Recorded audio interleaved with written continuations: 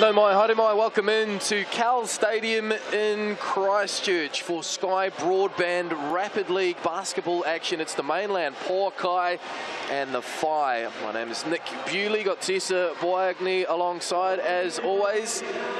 Well, the Pouākai, Tessa, they're Rapid League elect champions. They can't be beaten with 2 games to go. They're 9 from 10 this season. On the flip side, Tauihi, it's 2 from 10.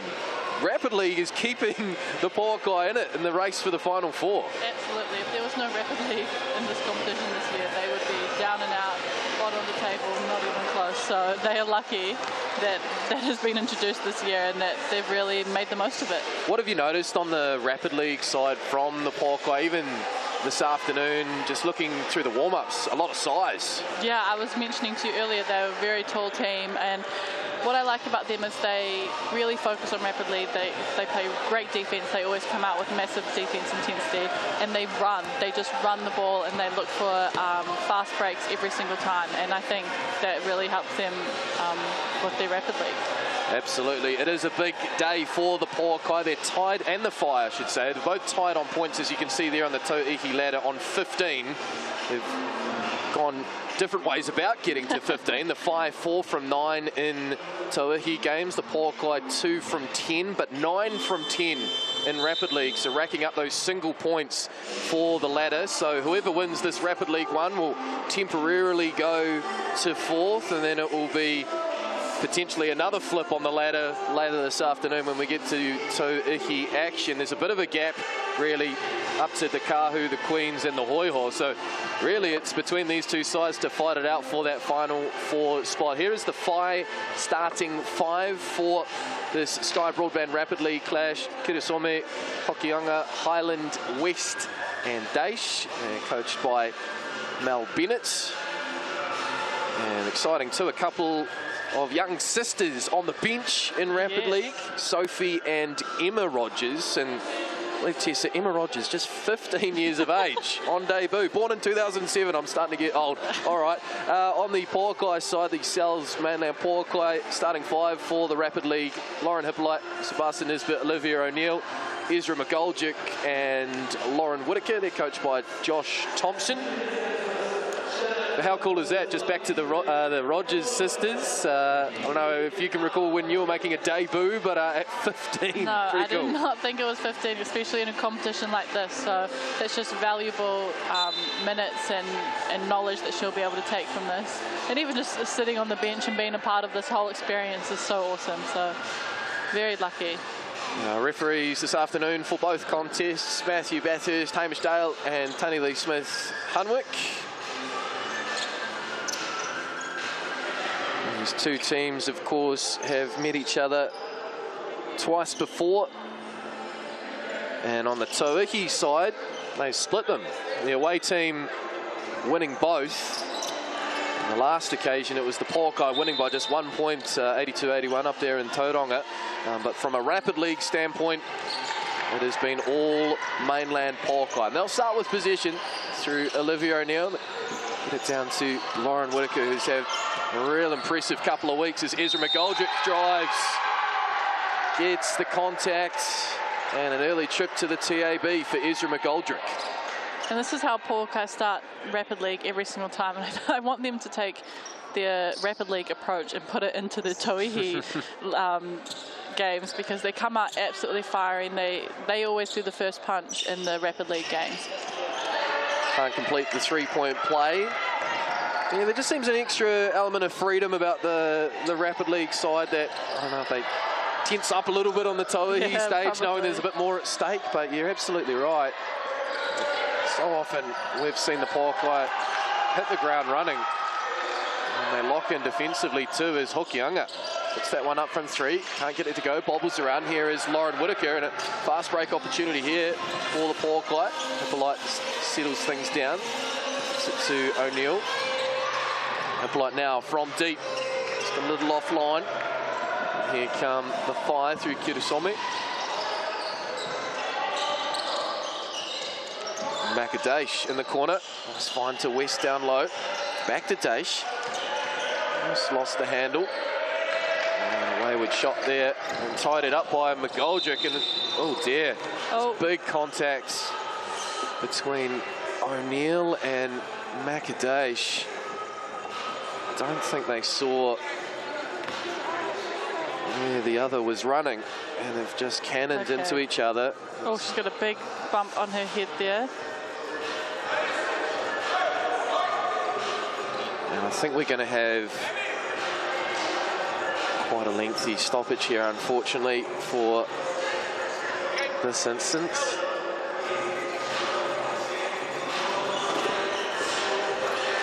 And that was just super unfortunate, wasn't it?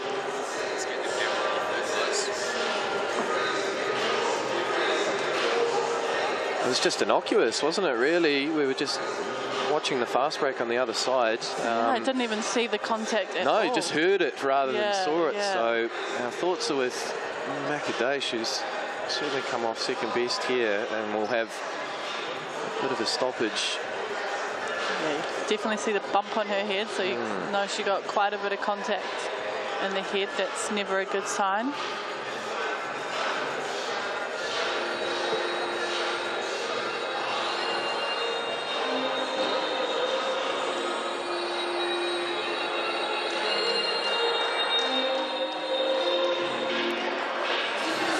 Five bench is standing here looking anxiously over at their teammate. Yeah, understandably too. You never want to see this, whether it's your teammate or an opponent, really. And I was just thinking, actually, up until right now, from the games we've commentated here at Cowles, I can't actually remember a really bad injury. No, we haven't had any real stoppage times for anything.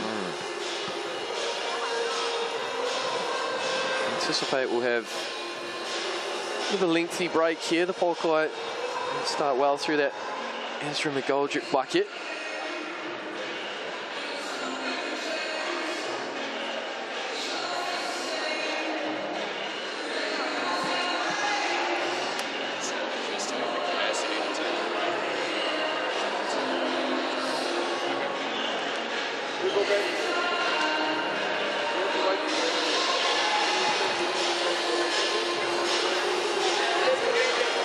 And in these situations too, Tessa, when you've just got warm, you know, you're getting into it, and then there's going to be, you see in other sports whether they go through warm-ups again, or and it's a curious situation in the sense that we have a Tauihi game at 3 o'clock as well. Exactly. And so I didn't even think of that. There's going to be a bit of a pause here as Macadash is still on the floor here at Cowles. Oh, it's really taken the air out of the stadium here.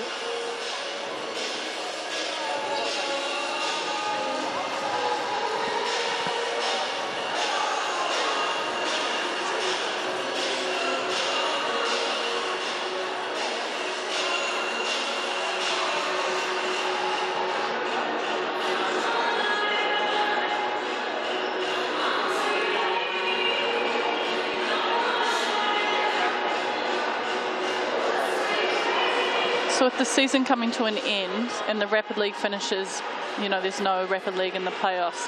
There's a Rapid League MVP, right? There certainly is. Who do we think?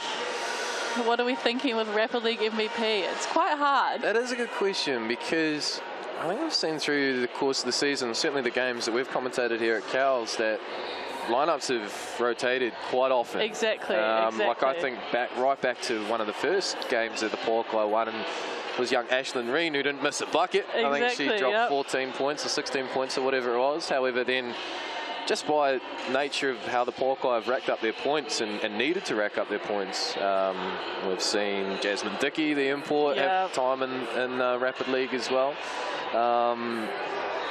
It is a tough one. And then like the Kahu have had Amari Thomas and Crystal Edger-Walker playing in their Rapid League team, and they've been putting up buckets in some of those games. So you know, do you go with one of the younger rising stars and give them the MVP, or are you going to give it to one of the players who maybe shouldn't have been played in Rapid League? But It'd be interesting to see what these coaches. It's the coaches who have the responsibility.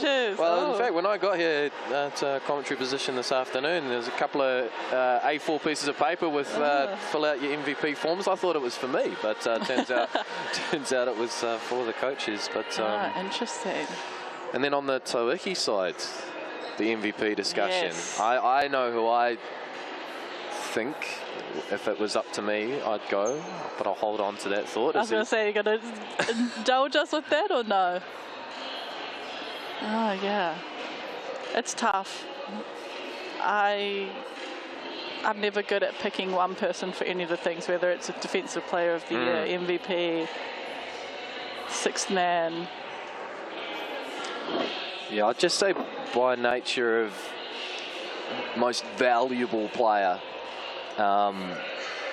seeing what Ashton Prechtel's been able to do at the Hoiho consistently, and then seeing how the Hoiho went without her here in Christchurch against the Pouākai, losing heavily. To me, that speaks to, being valuable. I mean, that's the definition of valuable, isn't it? Yeah, it's not just racking up the stats. So anyway, for those who are just joining us here on Sky Sports, we do have a lengthy delay, unfortunately, but Macadash is back sort of up seated on the court. The Whai player took a heavy blow to the head, an innocuous accidental collision with Olivia O'Neill from the Pouākai. And yeah, so there's a lot of people who have been treating her as we wait to see what will be next. I'm certain Macadash will be taking no further part in this game. Our wish is just with her getting right, but as mentioned, Tessa, just don't quite know how it's going to impact the rest of the afternoon. Do we? The timing. Yeah. Do we push further towards? Because I guess one of the other important factors too is the warm-up time for Tauihi, and these players, of course, then on the bench for Tauihi. Yeah. So I feel it's a little bit unfair for them to go straight into a Tauihi game, particularly how rapid these rapid league games are. So. Yeah, I've talked to a few of the girls that play in the rapid league games, and they have mentioned how actually quite tiring they are, because they're short, but they are exactly what their name says. They're very rapid. In basketball, we're not equipped for injuries like this. Like rugby, you've got those little driving things, what are the little driving things? The little medicabs? The medicabs, yeah. They just put them on the back and drive them off and get the game going. But well, positive news is that Macadash is back up on her feet, understandably a little groggy, but she is being helped to the sideline, and those here are clapping her off the court, which is great to see. No one wanted to see what we just witnessed there, and I'm sure some further medical attention will be on her way. In fact, I can see Judd Flavel, the wheelchair, Pouākai assistant coach. See, we got 1:06 into the Rapid League contest. Pouākai leading 2-0. That is what, 2:15. So just wait and see. Both teams actually, I'm just looking, the Whai had gone back to the changing rooms again to our point, staying warm, trying to not have to go through too much before getting back out on the court. And here are the Pouākai players as well. And you see the Whai assistant coach and the Pouākai coaches as well, deep in conversation as to where to from here.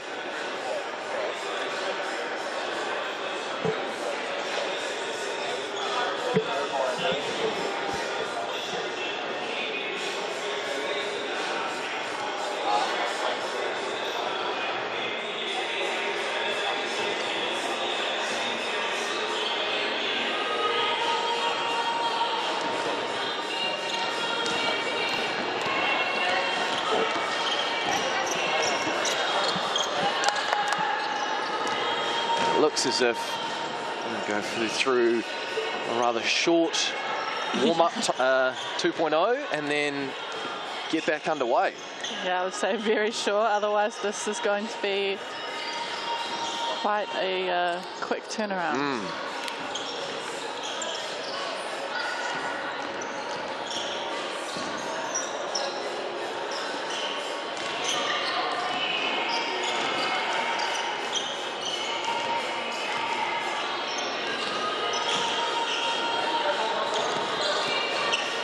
Good to see Kendall Hidemeyer back. Just noticed there she's sort of been in and out of, troubled by a shoulder injury. She was really getting into her work and offensively without, I know she had to start the season playing a bit of the point position, but it was a shame that shoulder injury really kind of curtailed her momentum, but looking forward to seeing her back out here this afternoon.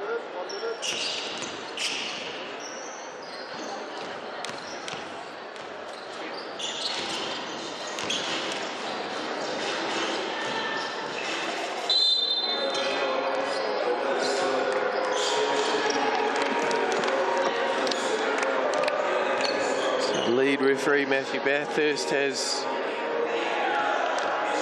on the whistle, and I think that'll mean we're going to get back underway here. If you're just joining us on Sky Sport, usually would be about, I reckon, 3/4 through Rapid League at 17 minutes past the hour. However, we're only 1 minute and 6 seconds into this contest after a really heavy blow to the head from the Whai's Makadaish. Good to see she was back up on her feet, but then looks like she'll be heading away to receive further medical attention, and our well wishes are with her.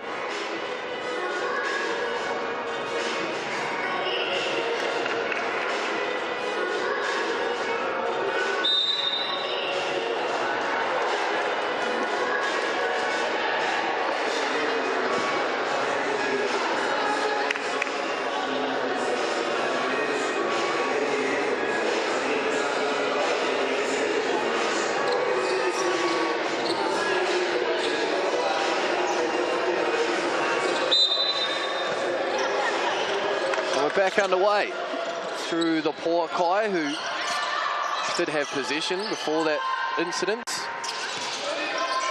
And the Goldrick spin move just leaves it a little short, Ezra. And Pouākai have it now through Kirasome.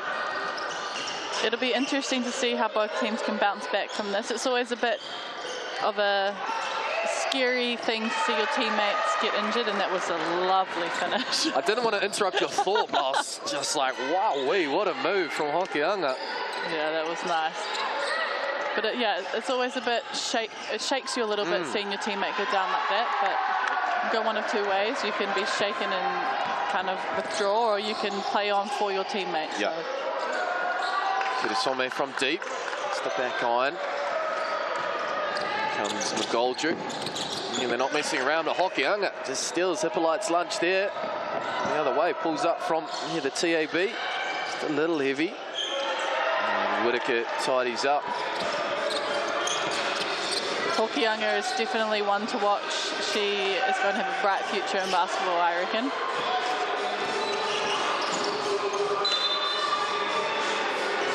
Stay with the Pouākai.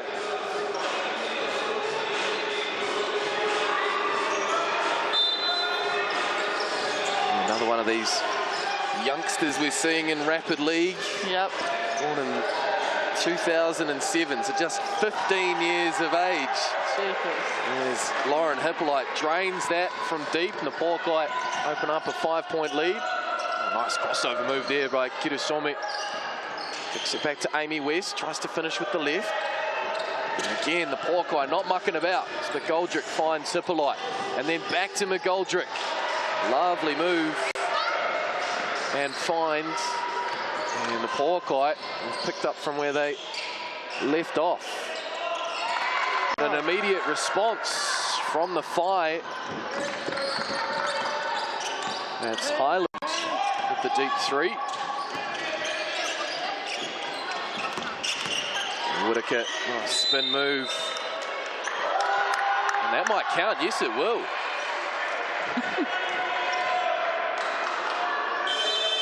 Three-point play potentially here for Lauren Whittaker.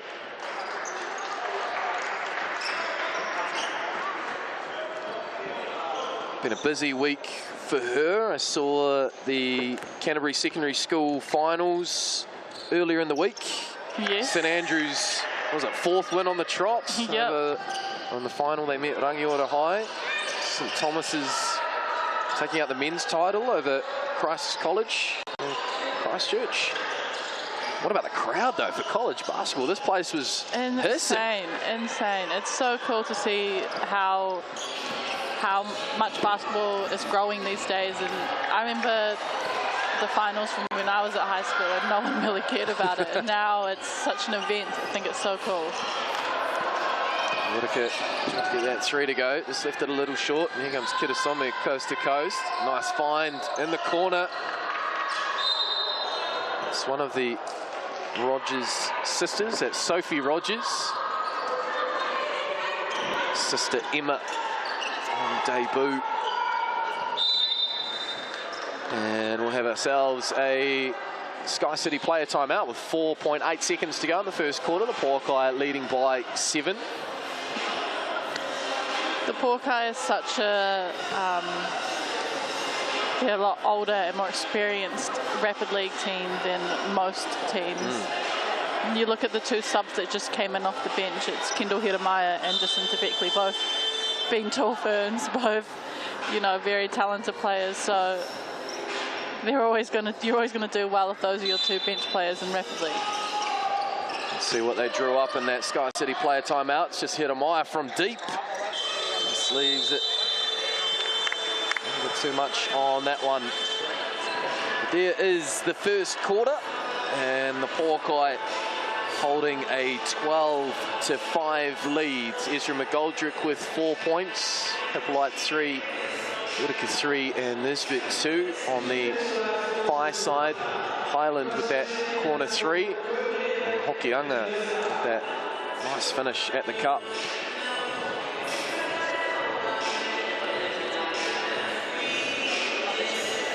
Both of these teams are tied on 15 competition points. As things heat up towards the final 4 in a couple of weeks in Porirua. And in many ways, it might come down to this afternoon having a huge say. Pouākai after this just have the 1 game remaining, that is against the Tukumanua Queens back here at Cowles Stadium on Thursday night. The to have the advantage of having another game in hand. They and then get on the road to face the Northern Kahu.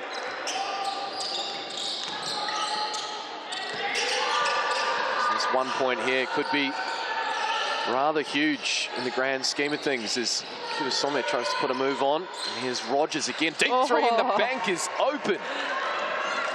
Love to see the bank open on a Sunday. It's very unusual. Hippolyte now.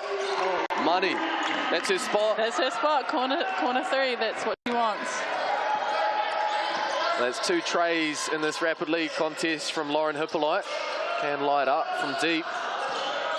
Kitasome looks for an answer, almost gets the roll. Has to do near on the splits there as she took the contact, and she'll head to the TAB to shoot 2.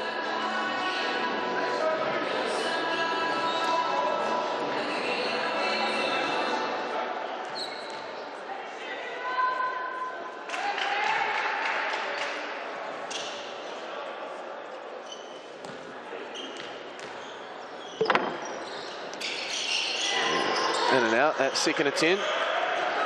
So it's a 6-point ball game. The Pouākai in front as O'Neill tries to find Jacinta Beckley, eventually does so.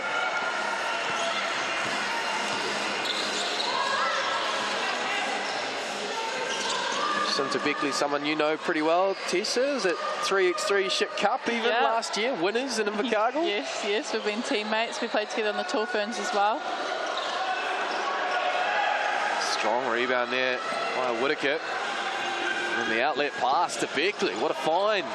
Oh, that's Rapid League at its finest. I knew she was going to shoot that as soon as she caught it.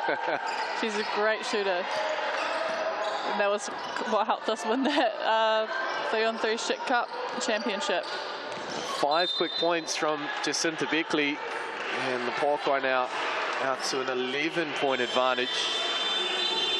As Ezra McGoldrick checks in, and here is Emma Rogers. Both Rogers sisters on the floor at the same time for the fight. Very cool indeed. Yeah, hello to the Rogers parents if you're watching this. Congratulations. Yeah, get the mice guy out. Make sure you're taping this one. There's a whistle and a foul. And Kirasome will take a trip to the TAB.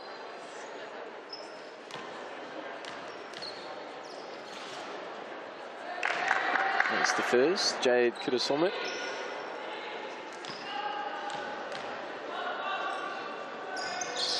Can't make the second, but nice rebound by the debutante.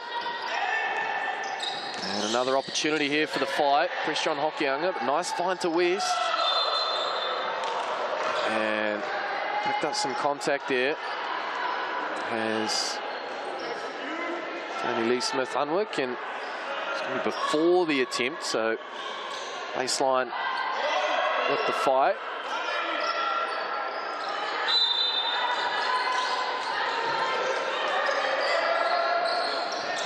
Kirasome now with a bit of distance. Oh, halfway down. Unlucky. How that didn't drop, I will never know. And Pouākai perhaps get it a little bit lucky there. Still leading though by 10 is now McGoldrick. Doesn't mind a 3-point attempt. Knew it was offline. Tried to chase it down, as did Jacinta Beckley, but evades them both. 1:50 to go in the second quarter. High scoring from the Pouākai. Average is, last time I saw it, 36, 37 points a game. So, well, I'm truly on track for that here. Kirasome just checks it out. West. Oh, locked up there by McGoldrick. Oh, unlucky not to get that. Need to get something up, Kirasome. The shot clock's going to beat them both. And a defensive win there by the Pouākai. And plaudits serves to go to Ezra McGoldrick there. Nice recovery.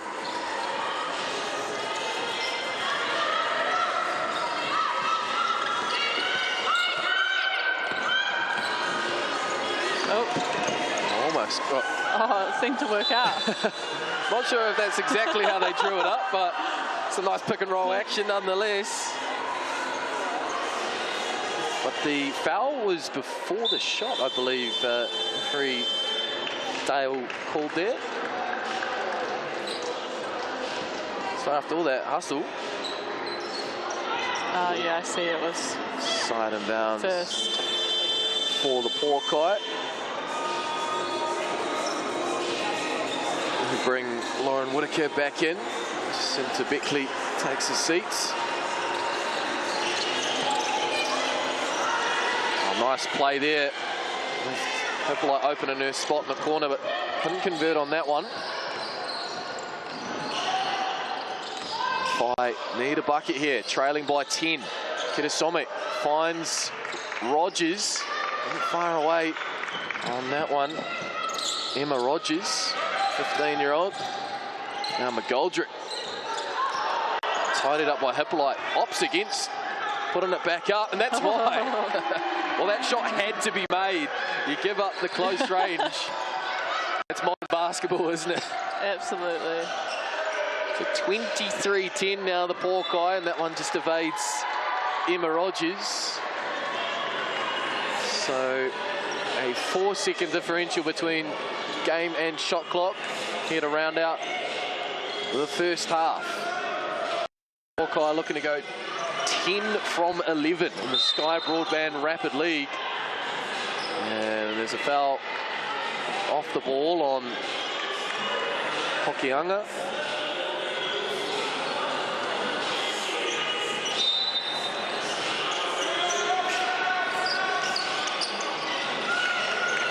O'Neill now from deep.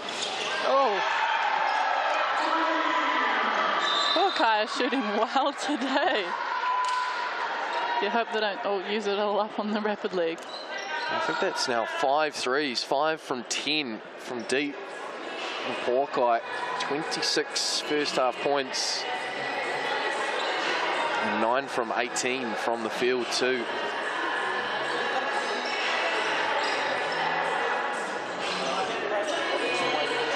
So the shot clock is off, 11.6 to go in this first half.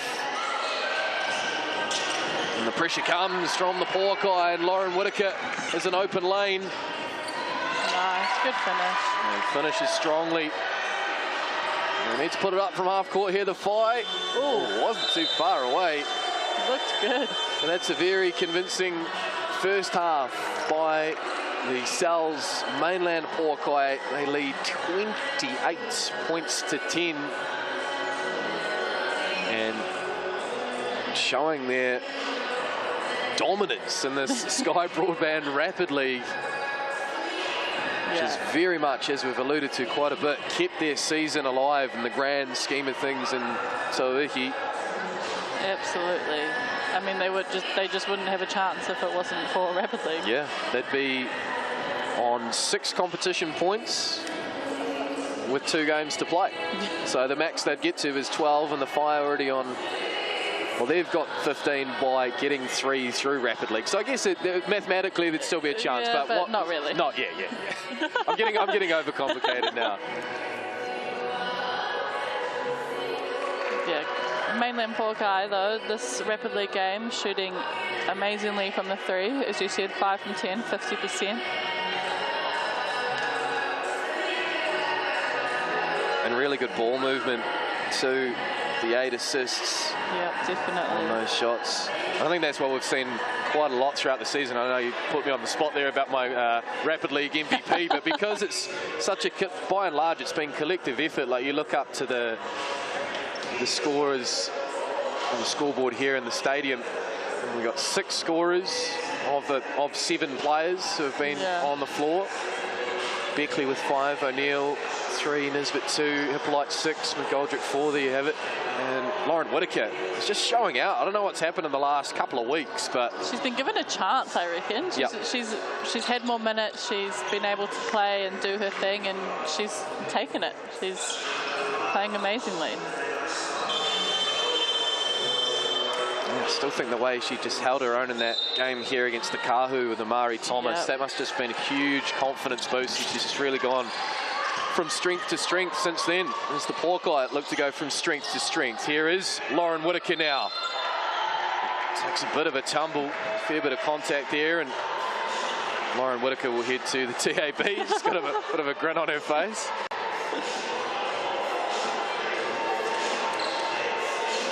Off to the University of Gonzaga later in the year. Tessa constantly reminds me, not before secondary school nationals, which must be soon. They're soon. They've got South Island's coming up. Yep. I think her team might have already left without her, and she'll meet them down there. Well, they'll be leaving soon, but she's got South Island's coming up. And into secondary schools. Yeah, to qualify for secondary schools, I'm sure they will. Here come the Whai now.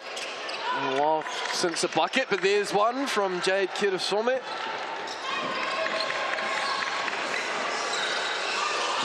And then a great steal from Kirasome. Read that well on the half court. And there's a whistle on that attempt from Hokianga. We'll take a look on the GJ Gardner Holmes replay. Just slight breakdown there on the Pouākai side, but still well read by Kirasome, and an opportunity here for back-to-back points for the Whai. Down 17. And this is the first.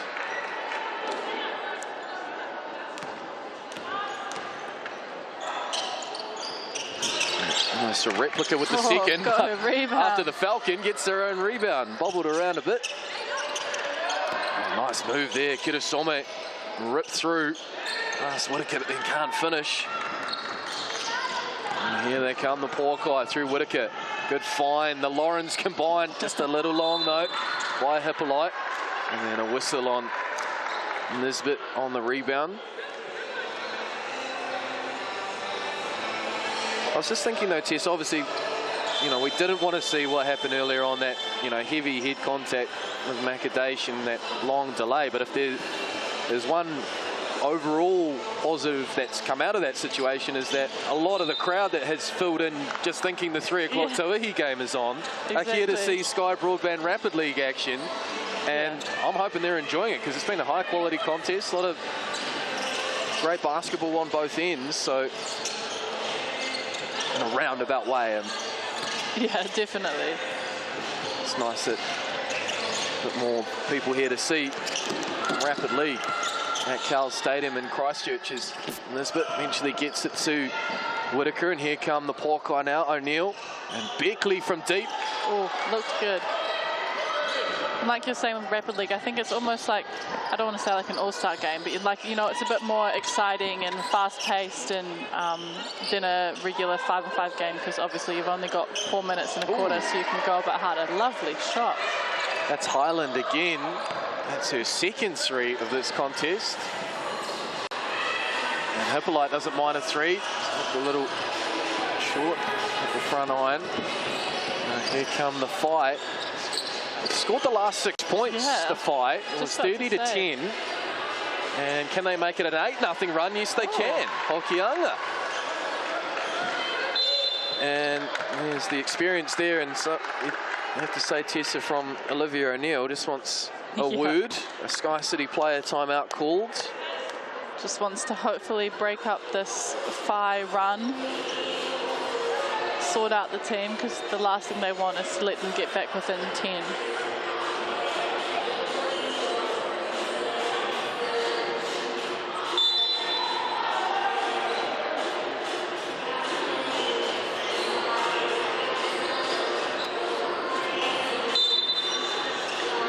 Let's see if they can score here to break up this run from the Whai. Oh, good drive from O'Neill and finish. That ends that 8-0 run. Pouākai lead by 14 as Hokianga finds West. Oh, nice move. Beautiful. Amy West. And found a bit of offensive rhythm in this 3rd quarter. Now, bring that intensity on the defensive end. Whitaker, a little short, gets their own rebound though, Lauren Whitaker. Another back pass to O'Neill. Slow things down ever so slightly. 7 seconds left on the shot clock. Beckley will let this one fly. Oh, long rebound, fortuitous for Nisbet. It's come off her foot. The Pouākai have just gone a bit cold in their 3-point shooting.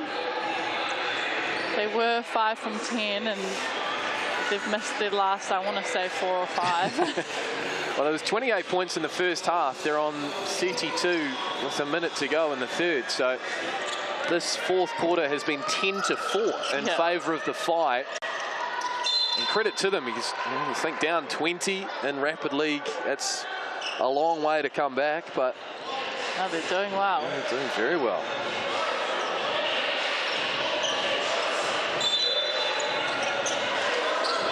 There's Anika Highland. There's 2 threes. Jim Sommer now. Another whistle. And that's going to be on Lauren Whitaker. The Pouākai are lucky that there's no foul limit in the Rapid League, because they're starting to rack up a little bit.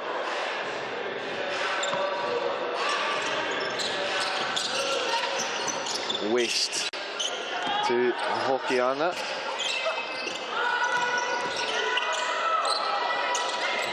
Ball movement here by the Whai. Kirasome to West. Oh, just left a little short. You wanted to see them get that. They deserved it. That was great ball movement.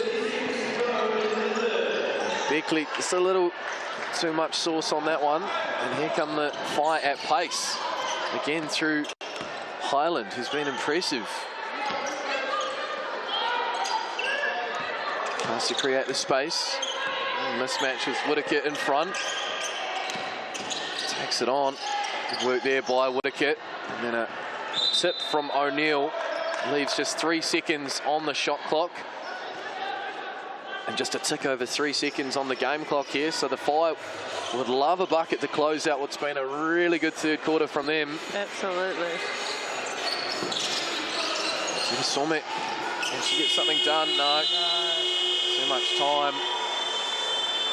So the Whai have cut it to 12 with a quarter to go. Eaton into that lead, but still work to do against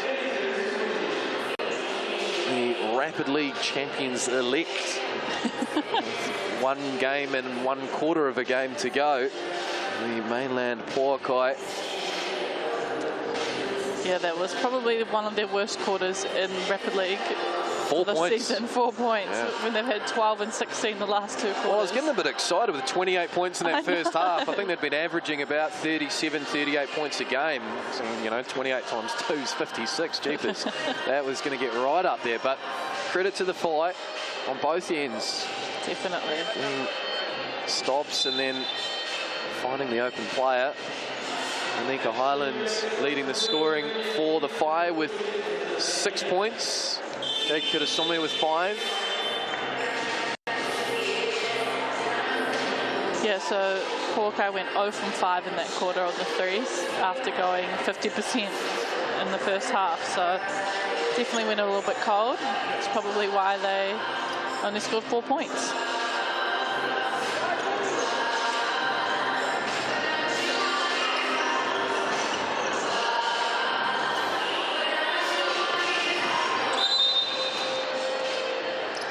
And then on the other side, the Whai, well, they just had 2 attempts from 3 in that third quarter and made them both. There we go. And they have possession to start the 4th. Here is Highland. Can she keep it going? That was on line 2 from Anika Highland. And a fair bit of contact there on the follow. And it will be on Highland.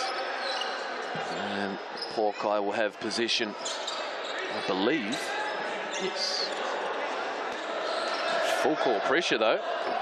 I was wondering what was going on. I was like, why is everyone still up here? But it's the full court pressure. Unless the Whai genuinely thought they had possession there, I was just like, wow, And they've reset defensively. Olivia is just, O'Neill's going hard on the floor there, getting rid of all the sweat.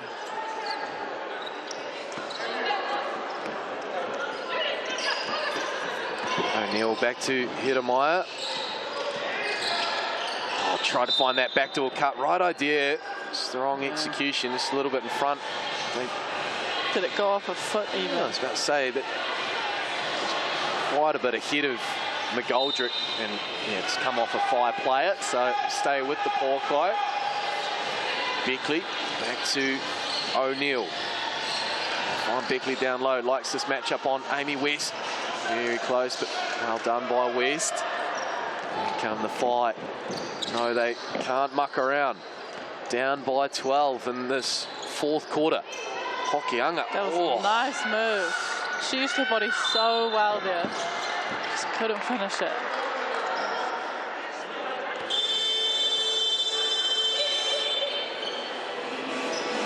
Played every minute of this one. Palace Hokianga. Good on her. Lauren Hippolyte back into the ball game for the Pouākai. And with it here, he goes all the way, Lauren Hippolyte. She's up to 8 points for the afternoon.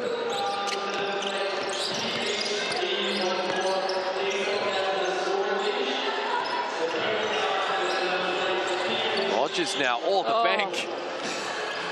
It's almost remained open after that one in the second quarter. McGoldrick now, Hippolyte in the corner. Not far away. Good. Board by McGoldrick.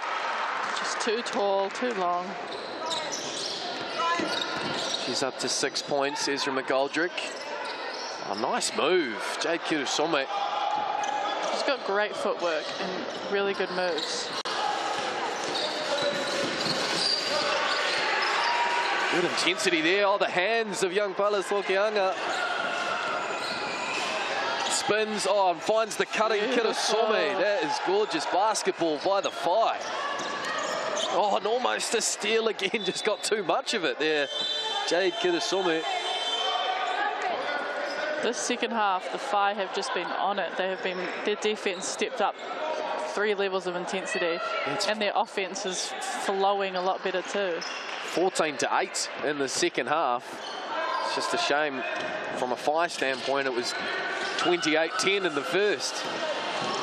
As Whitaker gets downhill, finds Hippolyte. Get to their set here, the Pouākai. Nice little shimmy there by Whitaker. The basket won't count. Foul was before the attempt. There's a good post up and seal by Busser, and a good find from Lauren Whitaker.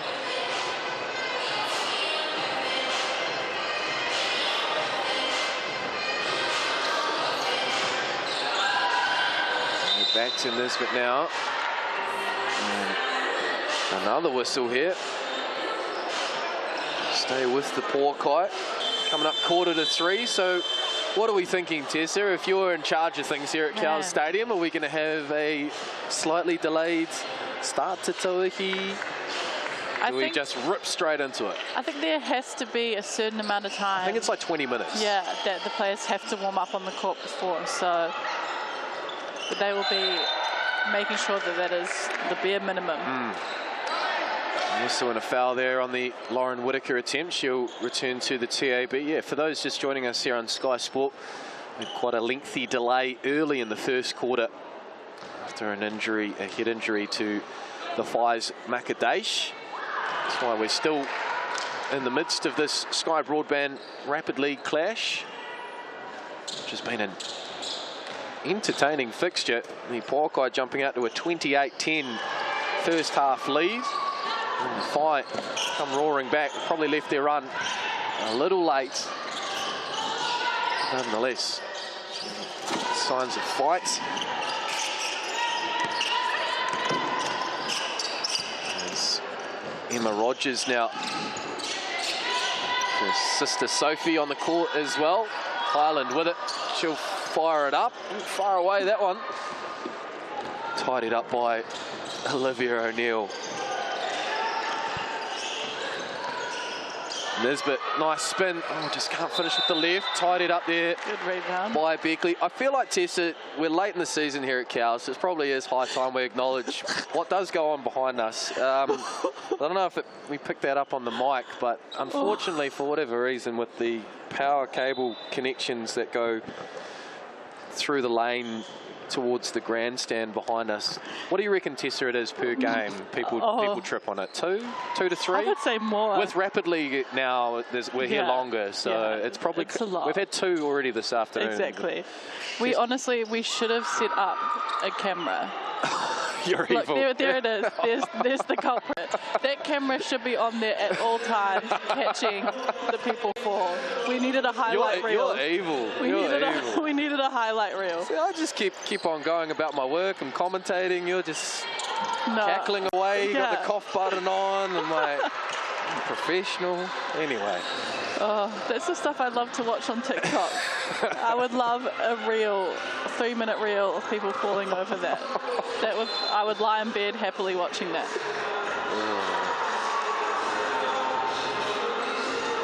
Anyway, the Pouākai 34 seconds away from wrapping up another Rapid League win. So that's 1 more point to their tally. And they will temporarily go into that 4th spot with the Tauihi game to come. So they'll be on 16 points. The Whai will be on 15. Obviously 3 points up for grabs in the Tauihi clash. These 2 teams have met twice before, of course, in Tauihi, and curiously the away team has won on both occasions. I think we're going to see a fair amount of 3-point shooting this afternoon between those 2 teams. Michaela Cowling, McKenna Dale. The Whai put up 36 3-point attempts a game. Oh, what a find that is. O'Neill to Nisbet. Finish.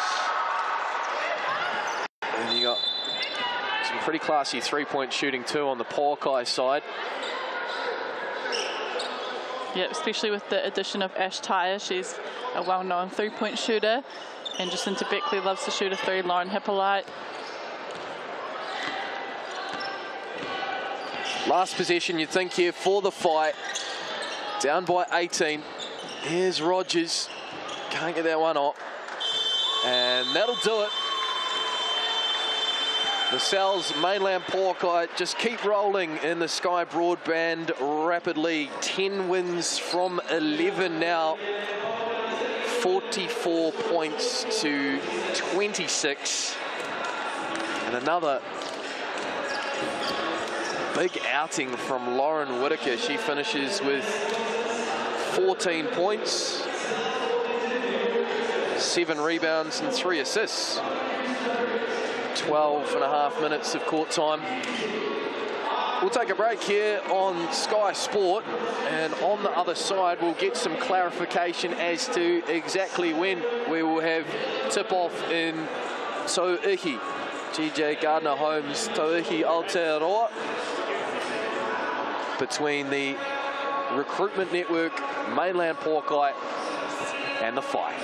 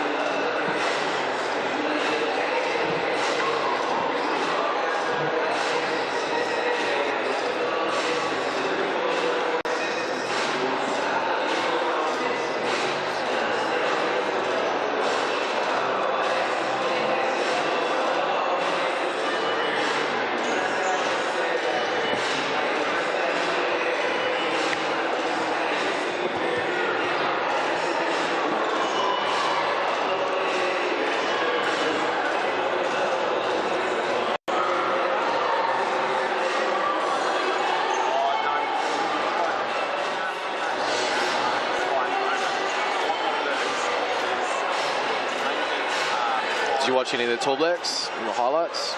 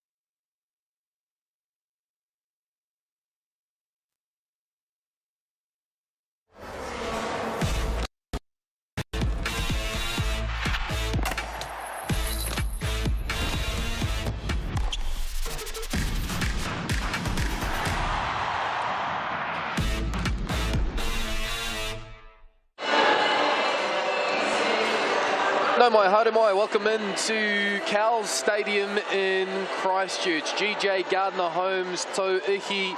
Action between the Mainland Pouākai and the Whai. Two teams fighting what you'd think is just that fourth spot ahead of the final four in a couple of weeks. Nick Bewley here for the call for this one. Tessa Boagni alongside Tessa. We should probably update why we're here at 3:10 as opposed to 3 o'clock. We had Sky Broadband Rapid League about an hour ago. A really big head-on-head clash between the Whai's Macadash and the Pouākai's Olivia O'Neill. Yep. Macadash not in a good way. What's the latest there? No, I just went and talked to the management of the Whai and they said that she is okay. Everything's looking all right, but she's at the hospital getting checked out and will probably be there for a few more hours. Yeah, so we ended up having about a 15-minute delay in the Rapid League clash, which subsequently, because these players do have involvement in Tauihi, they don't start, but they come off the bench. There are minimum requirements around warm-ups, etc., etc. So as things stand, we understand we're going to have a 3:20 tip-off. But we're just waiting for a bit more clarification there. We do, of course, have a double header today in Tauihi. Yes, immediately after this one, we're sending it up to the crew in the Upper North Island where the Kahu are hosting the Hoiho.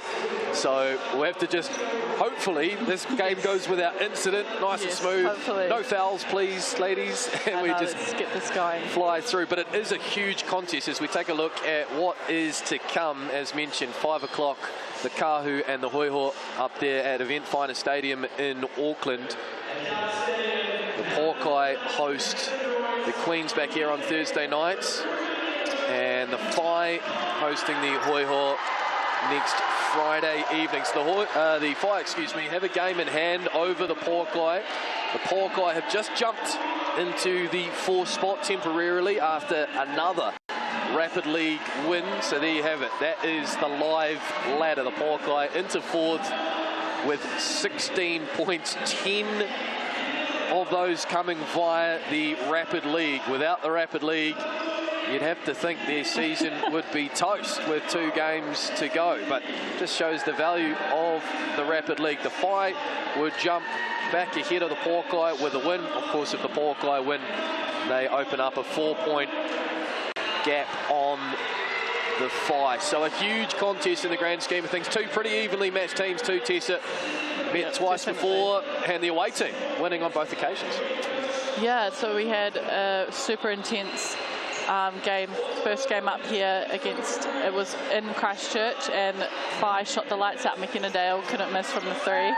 And they ended up winning by about 6, I think it was. And then the most recent one up in Tauranga, and it was a thriller of a game. Yeah. Pouākai winning that by 1, 81-82, I think it was. Yep, bang on, and that was their last win, the Pouākai in Tauihi. They beat the Hoiho here, and then the Whai up in Tauranga, but then since then a couple of defeats. Here is the Whai starting 5 this afternoon in Tauihi. Alia Wilson, Flavel, Dale, Cowling and Sagara. They are coached by Mel Bennett. Kia ora, Coach. Money end of the season. Do or die games. What have you been doing to prep the girls? I guess we've actually gone back to the drawing board because we face Pouākai today who have a different looking roster. So we've had to actually do some film on the new additions just to make sure that the girls know what their go-tos are, but more importantly the style of play, the defensive disruption with the hard shows, how we're going to combat that, working on our short rolls and also our kick ahead passes and just extras onto our action so we get some second and third side action going. Yeah, and you've got a couple illnesses and injuries. You brought some younger girls. How is that going to help or hinder you? Firstly, I think it's a great opportunity for them to, one of them is debuting today, so it's really exciting for her. But they work week in, week out at training, so they work really hard. And I think, for the Rapid game, it's going to be exciting to see them particularly play. We've always maintained our stance on developing athletes in that format, and then we also are looking forward to seeing what they bring, and just also focusing on trying to get the 3-point for the Tauihi game today. On the Recruitment Network Mainland Pouākai side, Dickie Leonard Tyre A relatively new inclusion. Ravati and Burton, another new inclusion. They're coached by Josh Thompson. Kia ora, Coach. This is a do-or-die game for the Pouākai. What have you been doing to prep your girls? Yeah, you know, pretty much playoffs now for us. Next 2 games are huge. We've just been prepping, watching film, sorting out what we're going to do defensively. You know, they're a very good squad. They have a lot of firepower, a lot of three-point shooting. So we've really worked on that over the last, day, because we played on Friday. So, yeah, pretty much do or die. So it's win or go home for us. And you've got a full-looking squad here. You've got Jacinta Beckley down. You've got your 2 other new additions to the team. How does the team feel with all the new additions? Yeah, you know, it's good to have actually a full 12 that we would actually play with throughout the year. I think because Jacinta's been in and out for 2 games, you know, she kind of knows the system, which is good. And Ash, they've slowly worked their way in, you know, but hopefully they can put it together today and we'll see how we go. All right, good luck. Cheers. Just on the Pouākai side, Tessa, as we take a look at the head-to-head, they've had those 3 losses, those 3-point attempts by the 5, 36 a game. But interestingly, the Pouākai shooting at a higher clip there, 34% leading the league in that regard.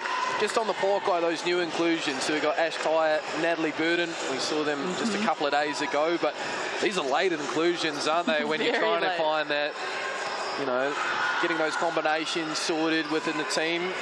Is it easy enough to do with these players? I know Ash Tyre, she knows some of these players, perhaps on Natalie Burton's side not so much, but is it easy to just slot in there? I think because these 2 players are both experienced and seasoned professionals, it will be a little bit easier for them to slot in. But in saying that, this team has been together for so long now, they definitely will have a chemistry that it will be a little bit hard to find exactly where you fit in and where you're going to get your shots. But it'll be interesting to see if this game they can take another step further and gel a little bit more as a team. On the Whai side, Michaela Cowling has really been leading the way. Listening on Sal's Hoop Heads during the week, the team there was saying she leads or is in the top 6 of all the main individual stats when you go points, rebounds, assists, steals. Just phenomenal. When you look at the last 2 games actually against the Pouākai, the 1-point loss, she had 25 points, 9 rebounds, 6 assists, and the 6-point win, she had 27 points, 9 rebounds, 10 assists. She has been phenomenal this season, and if she's on song, she'll go a long way to the 5 potentially picking up a big win here. Oh, absolutely. I think what we know to be with the Whai is that they rely heavily on their imports. They rely heavily on Michaela Cowling and Zagara to produce and score for them, as well as Wilson. But Cowling, I think what is so awesome about her is, as you were saying, she's not just a great scorer, she's a great passer, and she's a phenomenal defender. She's an all-round package when it comes to a basketballer, and that's very key for a team. McKenna Dale as well. We saw it firsthand, didn't we, earlier in the season. 8 threes in that 6-point win here at Cowles Stadium. She dropped 32 points. I think that was on Whai debut in Tauihi. She's hit 14 threes in 2 games against the Pouākai. Like, obviously, in terms of the scout, like, you just got to pick her up deep, right? I know, but look, it's not the Pouākai's biggest strength. If we look back to last season as well, with Tiana Clark hitting Tauihi high amount of threes against us. What was it, 10 or 11 or something? I don't want to think about it. And for some reason, we still didn't figure that out after the first 5 threes that she hit against us. And hopefully, game 3 this time, maybe the Pouākai would have done the scout and know not to let her shoot the 3. On the Pouākai side, in terms of shooting the ball, Jasmine Dickey, second in the league, 4 points scored, and coming off another big game against the Hoiho. Second time this season, in fact, she's dropped 31 points, matched the Pouākai record.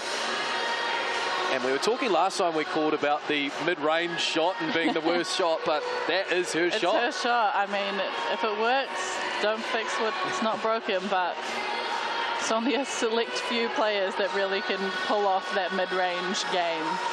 She just hangs in the air too for there's like an extra second when that mid-range going. There is our refereeing crew, Matthew Bathurst, Hamish Dale and Tony Lee Smith Hunwick. We're just a couple of moments away from this GJ Gardner Holmes Tauihi contest commencing. You're just joining us here on Sky Sport. There's been a delay after a head injury in the Sky Broadband Rapid League contest to the Whai's Macadash. She's, we understand, in good spirits and heading off to hospital, but does have quite a nasty blow on the front of her head. Innocuous collision. Well wishes go to Macadash and the Whai family. There was a fair bit of concern there initially, but it's great to see her back up on her feet and helped off the court.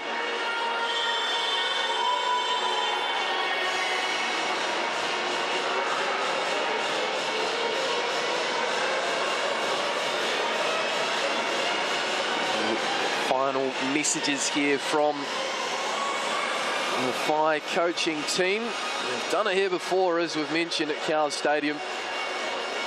Can they do it again? And take the tiebreaker, if you will, one apiece. If the Whai win this afternoon, it does mean that the Queens, the Kahu and the Hoiho are guaranteed a place in the Final Four in Porirua in a couple of weeks. Does look like those three teams will be there, but I'm sure they'll be thrilled to secure it with all round to play.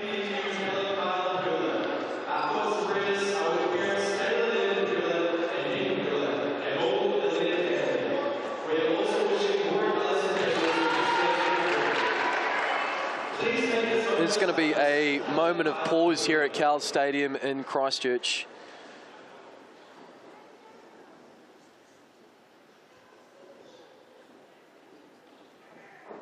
Thank you, for the passing of Pouākai guard Kennedy Leonard's nephew earlier in the week.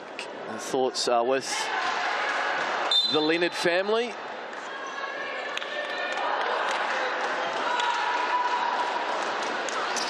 Kennedy Leonard been such an influential part of this Pouākai team. Absolutely. A couple of times now she's had 14 assists in a game. She really is a court martial.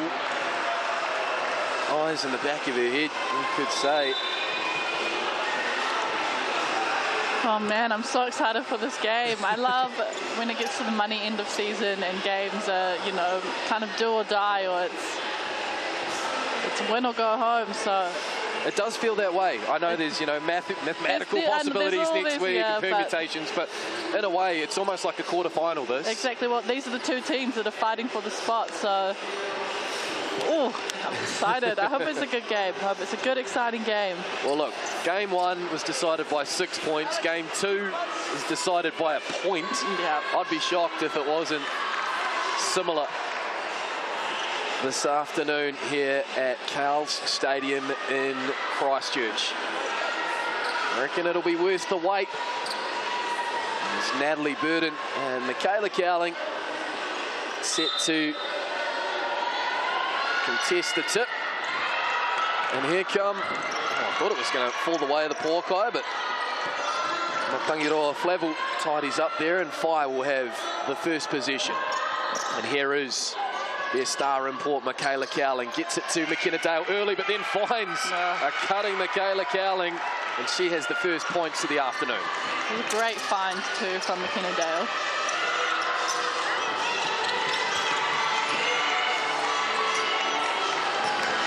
Robati now pulls up. Rebound goes over her head. And will go back the way of the Whai.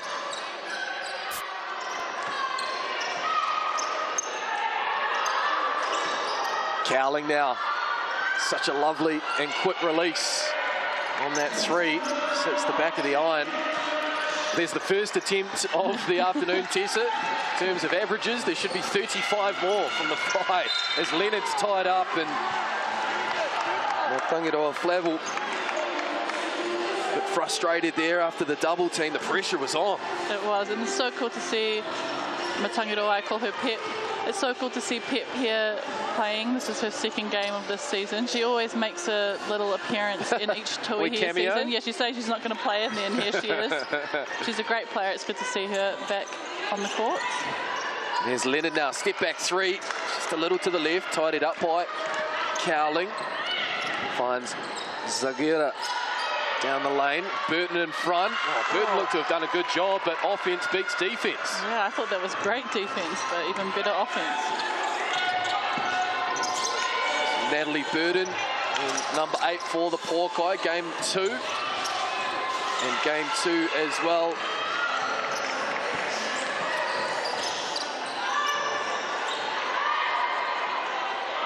For Ash Tyatt. That attempt a little short. There's Cowling once more. Oh, she's having it her own way early. The Whai out to a 6-0 run. Josh Thompson opts against calling an early timeout as Jasmine Dickey leaves that one a little short, but it is all Whai to begin with. There's Alia Wilson. Burton in front. Likes the matchup. There's Alia Wilson. And that is cash money, and there is the timeout call. Could argue it should have come the previous possession, but what a start by the visitors. 8-0. Yeah, they came out firing, and Pouākai just look a bit lackadaisical. They don't look like they're ready to play yet. And I wonder, is it something to do with the disruption, the delay, the fast warm-up? And you can't use those excuses, though. It's happened to both teams. Exactly. I was just about to say, the Whai side did shot it almost perfect. 3 from 4. And 1 miss just coming from 3.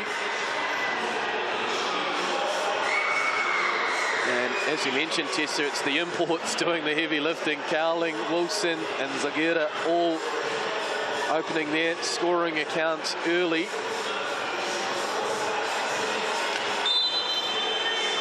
Josh Thompson, the Pouākai coach, trusting by and large the starters. Ezra McGoldrick, the one change after that timeout into the game. Yeah, I think Sian Robati's still having a little bit of issue with her knee. It's not quite 100% yet, so we'll need to keep an eye on that.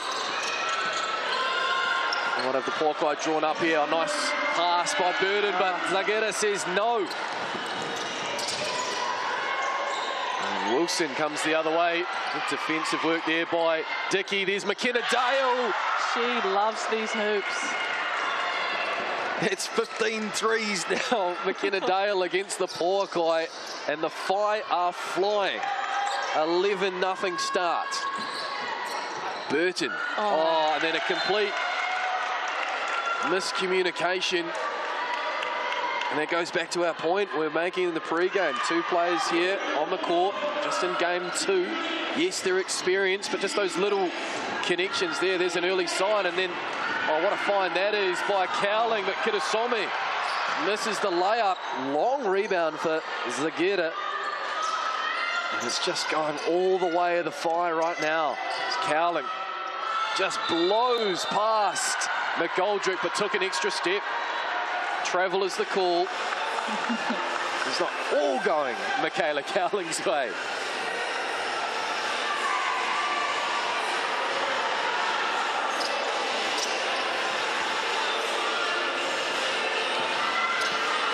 Where do the Pouākai go to? No surprise to see Jasmine Dickey getting a touch. Second in the league for points per game, just a shade under 25.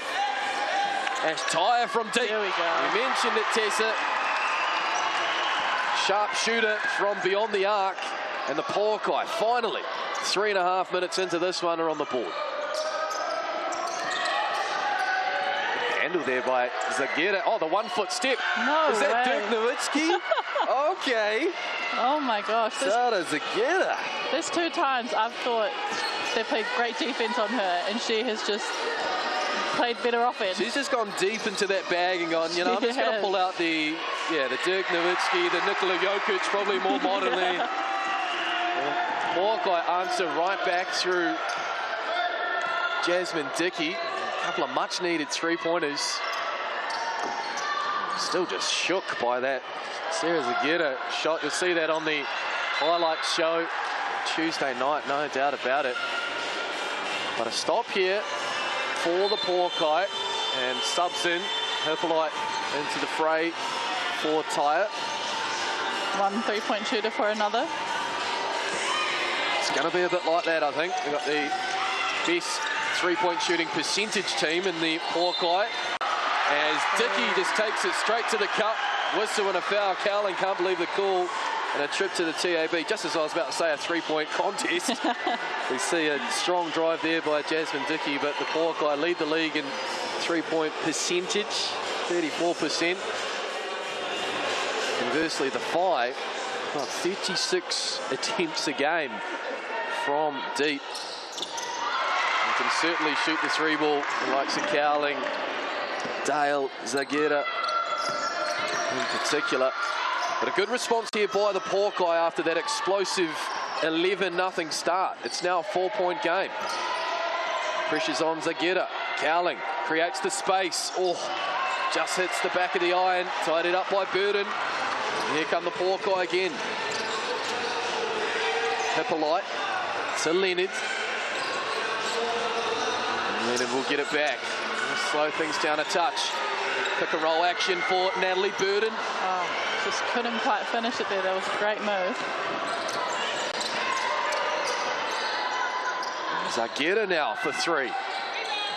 Tied it up by Kennedy Leonard. Pushing the pace, the Pouakai. Good find, McGoldrick in the corner. Oh, it was online. Again, just a little long.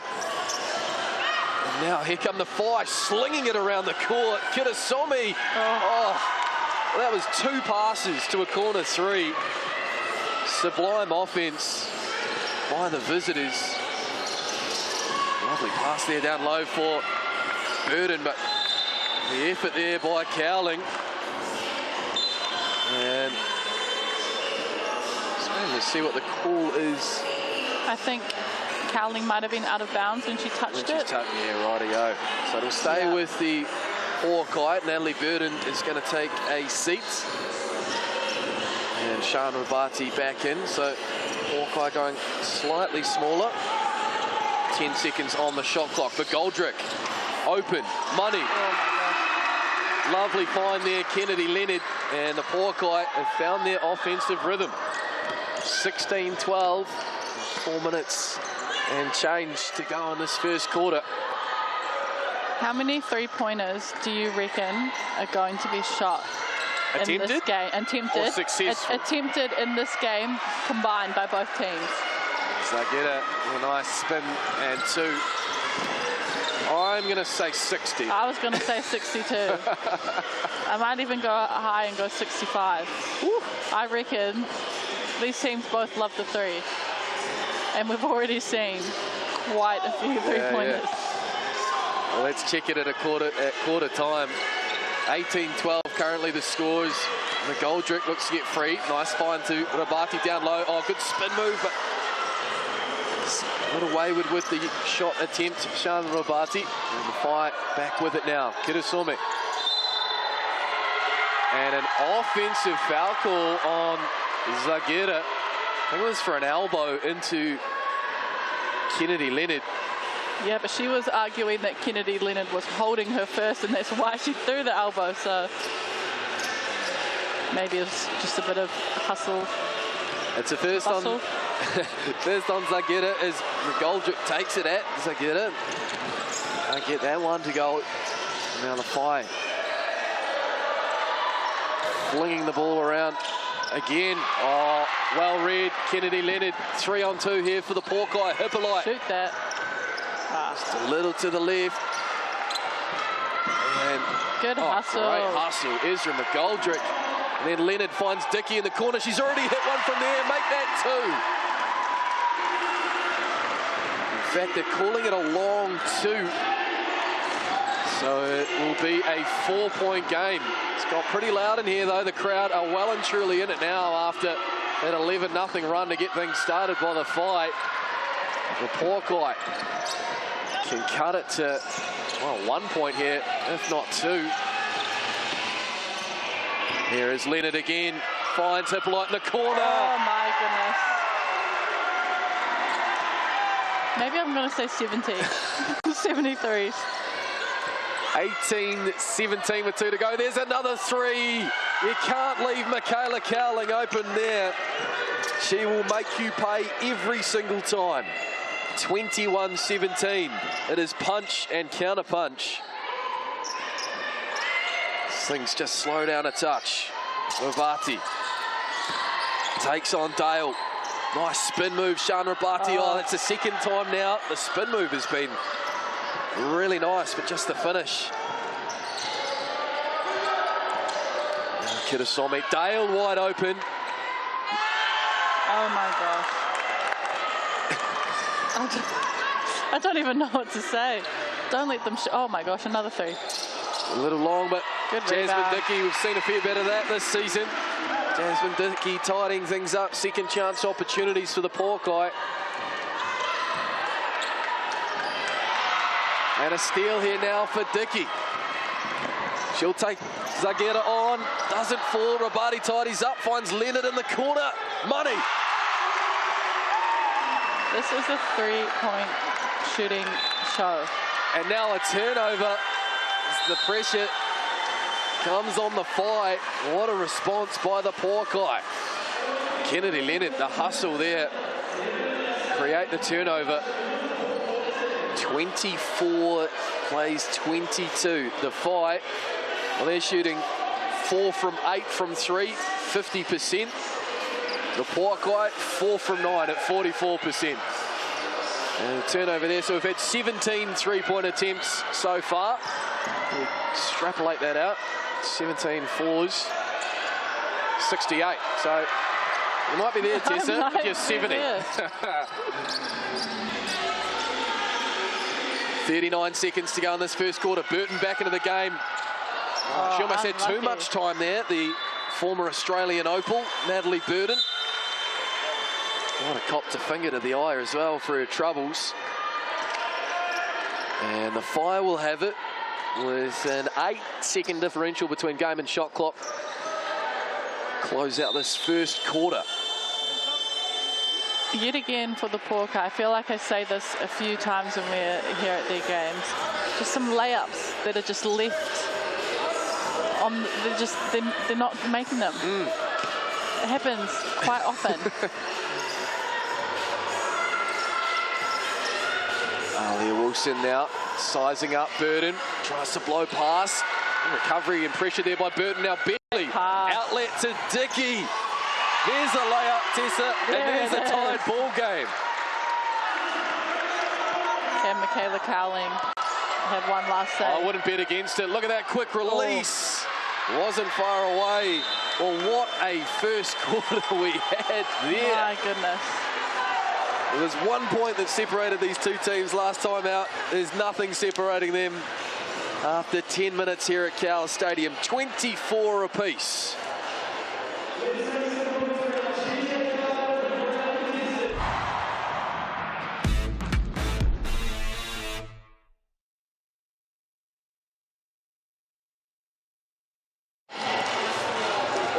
Shooting better at 3 than they are at 2.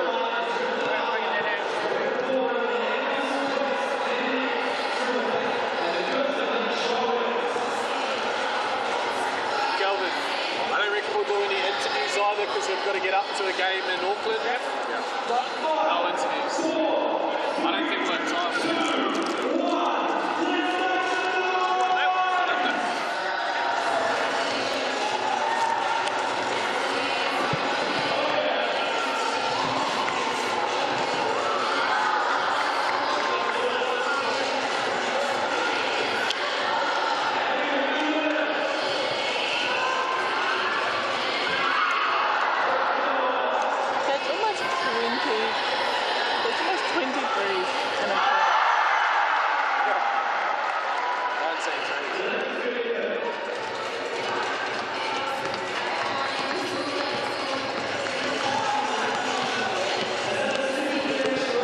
minute.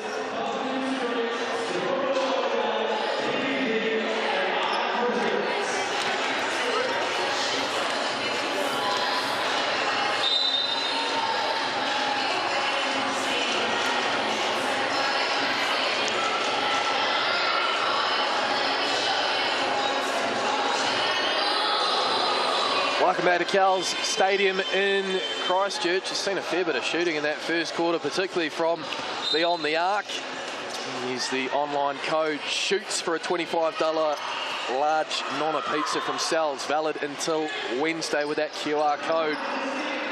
As Hippolyte fires away the 20th three-point attempt of this contest. Tessa Buagni's been deep in the box score during that short ad break, and that's the big number that jumps off the box score, isn't it? The three-point shooting, they are not afraid, these two teams, to let it fire from deep. Absolutely. Well, Pouākai is shooting better from the three than the two, so I mean, it's a better chance you're going to make the three, so might as well shoot it. They're shooting 50% from the three and 30% from the two. It's those missed layups, I'm telling you. And 9 from 23 overall from the field. The Pouākai getting up 4 extra attempts to the fire. They shot it at 52.6%, 10 from 19, and that's a lovely cut. And fine from Amy West, finished by Michaela Dowling. She's up to 9 points. Oh my God. And Jasmine Dickey right in front of the fire bench, and I think she let them know it too. You love to see it. Yep. Jasmine Dickey has just exploded offensively in this first quarter and early in the second. 14 points now. And another turnover here from the fire. That is starting to creep up. That's turnover number 6. Beckley now from deep. And away to the right. Looking back at that first quarter, though, what really got the Pouākai back in the game is they got 8 points from turnovers to 5-0, and they got 7 second chance points to 5-0. So 5 turnovers and lack of offensive rebound, lack of boxing out and getting defensive rebounds hurt them in that first quarter. They opened up, they couldn't miss early doors. 11-0 run. Tied ball game at the quarter break, 24 apiece. 26 all now as Cowling just gets right around Natalie Burden, and there's late contact there on the attempt, and a three-point play possibility here for Michaela Cowling.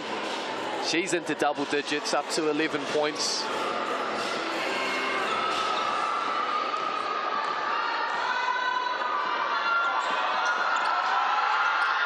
And completes the three-point play.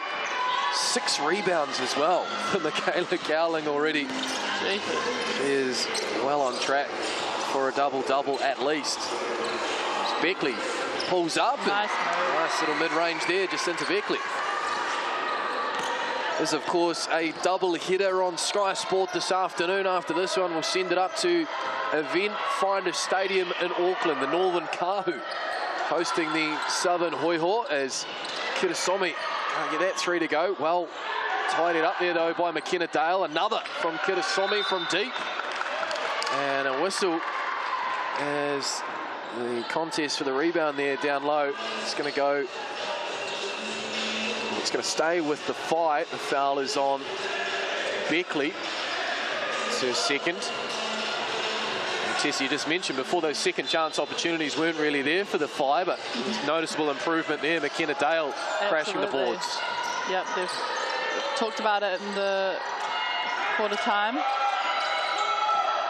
Shot clock winding down here, 2 in it. Dale from the car park. Oh my God, I thought that was going in. Hit the rim though, and Alia Wilson tidies up.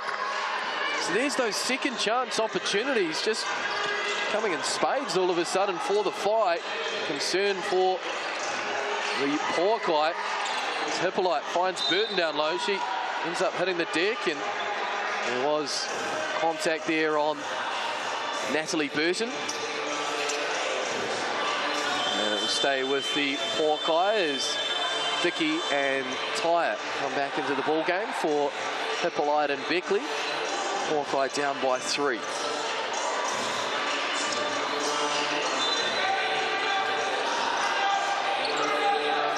Burton finds Kennedy Leonard. Here is Ash Tyre.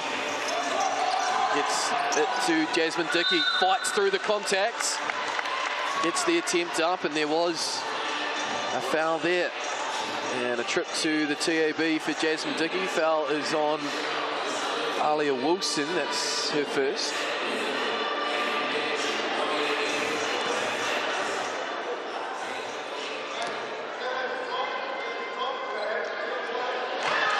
And Jasmine Dickey makes the first.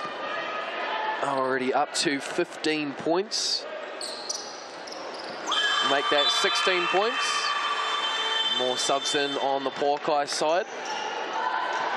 Just been informed too from the Whai bench, Mel Bennett, the head coach, has gone with Bangladesh to the hospital in the Rapid League game earlier. There was a really nasty head collision for Bangladesh. So Alex Stalkovic, the assistant coach, is filling in as head coach for this Tauihi clash. As Robati, I don't think she was expecting that pass there. Didn't know whether to collect it or pull her hands away. Got stuck in between. And now here comes Zagara. And that might be a potential three-point play. Yes, it is. Ash Tyre just caught getting a hand in there. And Zagara, she's up to 8 points. We'll look to make it 9. And Whai leading by 3.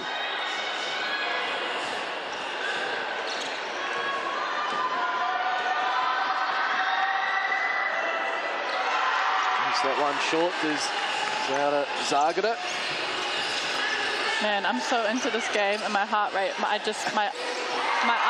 watch just asked me if I wanted to end my workout. My heart must have been going crazy. Oh my goodness. Well, another tied ball game too as Kennedy Leonard hits the 3. Oh, nice pass in there for Kurasome from Alia Wilson. And another whistle. This one is going to go on Jasmine Dickey. It's her first.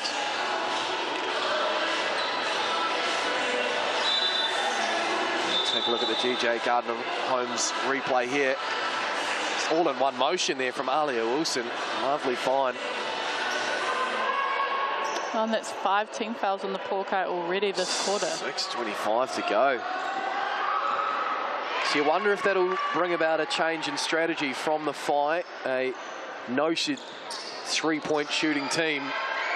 But if they can attack the cup, get themselves to the TAB stripe, they also lead the league in free throw percentage. So you'd think go about that a bit more as McGoldrick lets it fly from 3. Wasn't far away.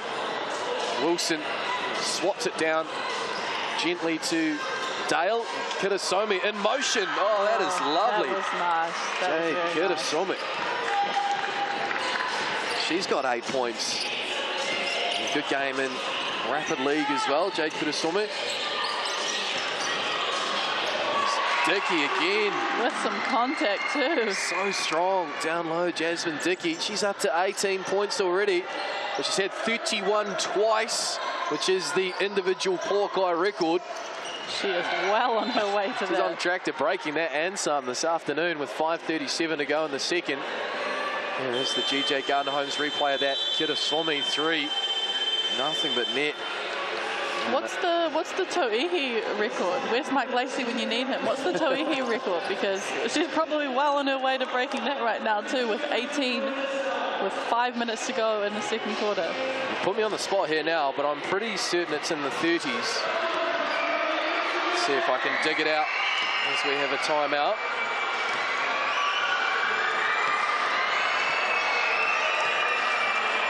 As per the ever-trusty Justin Nelson, it is 34. Well, that was going into the season. I'm just trying to think, has there been any more than 34 this season? Well, that was by Tiana Clark. That might have been against your team. Yes, thank you. Thank you for the reminder. These hoops, I'm telling you, they love a 3.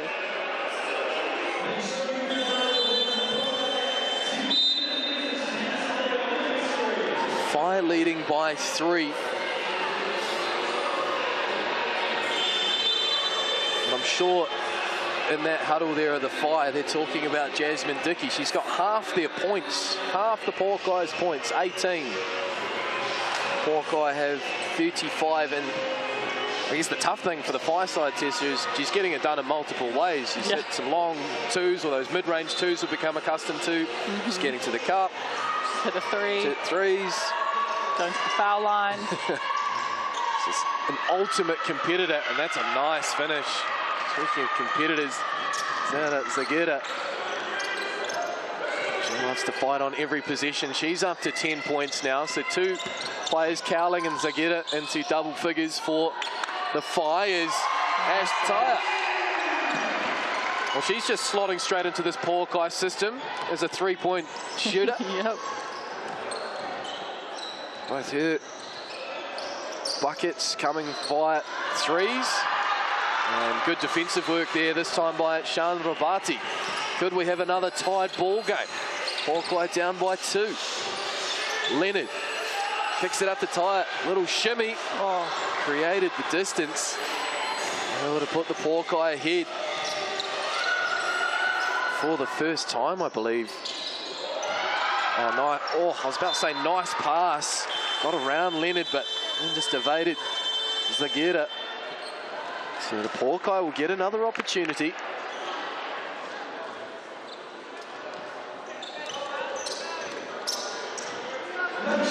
Tauihi in the corner here on the left. Dickey on the right. Leonard finds Jasmine Dickey. Can't miss. That is such a lovely shot. It's 8 from 11 now for Jasmine Dickey. She's got 20. And again, a tied ball game and another turnover for the Five. Here come the home team. Leonard to Tauihi in motion. Oh. That looked so good. So the Pouakai, they tie it up, but they just can't break away. They're getting stops, and the frustration starting to become apparent on the faces of the Fire players. 3:44 to go in the second quarter. 40 all. It's just something about the Fire and Pouakai playing tight contests as McGoldrick drives. Oh, good defense. And it's last touched off. Yeah, McGoldrick's leg. It's Zageta. Right. McGoldrick had found her way. It's great help defense, wasn't it? So again, the opportunity to take the lead for the first time goes away from the Pouakai. And look at that, the attempts, 44 attempts now from the field for the Pouakai, 29 for the Five. So they're getting all these opportunities, the Pouakai. They just need to cash in. Here's another one here, McGoldrick. This time, a whistle and a foul and a trip to the TAB. Just confirmation from our trusty colleague Justin Nelson that Tiana Clark still holds the record, 34 points. Chrislyn Carr from the Tokomanawa Queens had 32 a couple of weeks ago, and as mentioned, Jasmine Dickey's had 31 twice. Well, if we're going off of this, she's well on her way to getting over 34. I don't want to jinx it. I love a record. I love a record being broken. I want it to happen today. TAB, our official stats partner. Two teams just talking things through. What do you think the key message will be from the Phi side in particular? Look after the ball. They've had a few turnovers of late.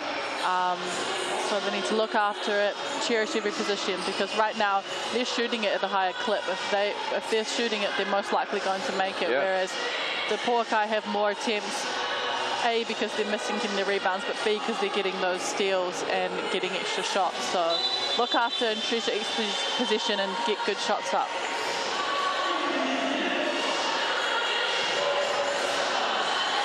Conversely, Pouakai are going to say, let's make our layups.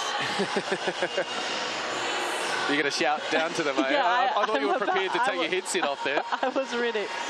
Make your layups and take good shots and give the ball to Jasmine Dickey. Yeah.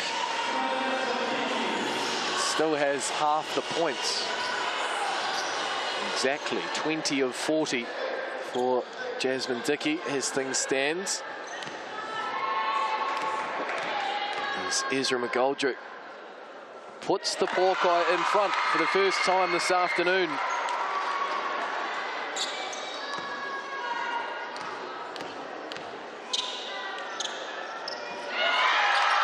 Makes them both. Let's see if the Whai can get to their shot. The turnovers have been racking up. Good D there by Burden. Cowling has to go back to Zagera. Oh, that's a lovely finish with the left. Tied ball game again.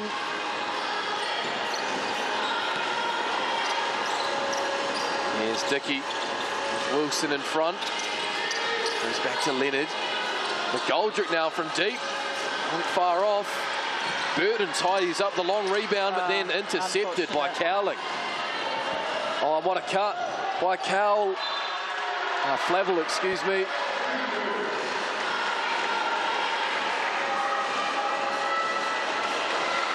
And it was last touch by the Pouākai.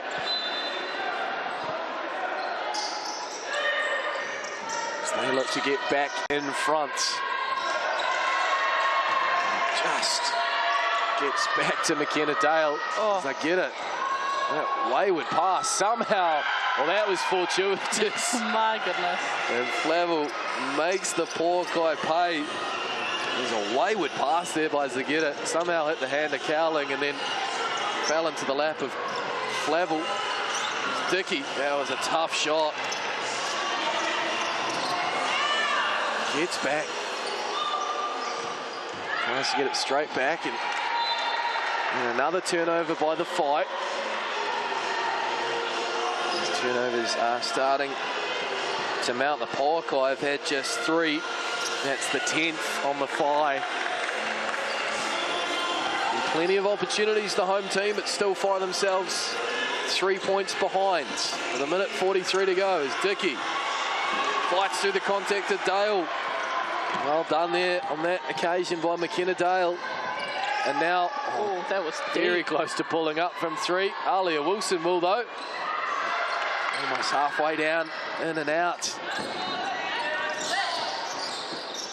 So the points have just drained up ever so slightly here at Cowles Stadium. Long on that 3-point attempt from Lauren Hippolyte.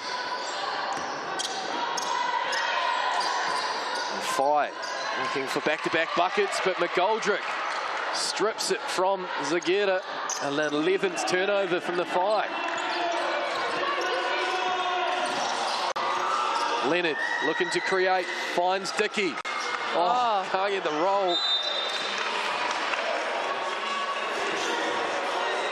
And then a whistle and a foul called on McGoldrick, I believe. And then a timeout call with 49 seconds to go in this first half.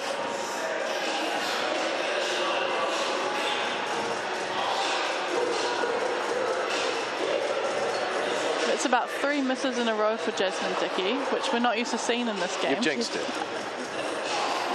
So yeah, she's going to make the next one if I've jinxed it. I said there's 3 misses in a row. Oh, right, you're going the reverse. Yeah. We'll see how that works. Well, they certainly need a bucket. The Pouākai has dried up just a touch. You can see there the fight, 12 from 19, 2-point range. But it's just getting to the shot. They don't, in some ways, they don't sort of have that natural point guard. Like I know Alia Wilson's playing in that position, but she quite likes to shoot the ball as well. So there seems to be a lot of ball movement, but while that's happening, it's like who's actually going to create, you know? Yeah, exactly. I think that's Michaela Cowling kind of has to take over that role a lot as the point guard because she creates a lot of it as well as also being one of their top scorers as well. She's certainly threatened triple doubles in the past, even against for Pouākai. 1 rebound away from a triple-double. And of course, it's been a wee while, but the Pouākai have been in the bonus for about 6 minutes of the second quarter. And that's finally come home to roost. And Sarah Zagera will shoot 2 and makes the first. Just pushes the Whai up by 4.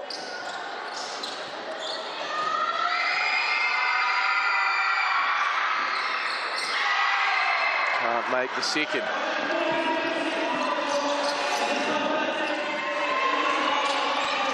Leonard to McGoldrick.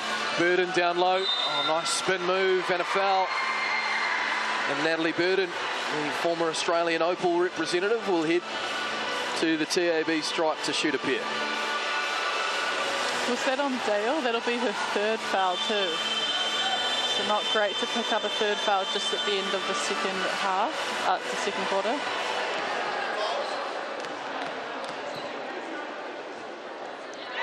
Makes the first, does Burton. The handy acquisition, isn't it, to just bring in someone who's played for Australia this late in the season, splits the free throws. Yeah, it's always nice to just have a Opal join your team. Oh, wayward pass there by Zagera. Oh, and what a pass that is. And Kennedy Leonard to Jasmine Dickey.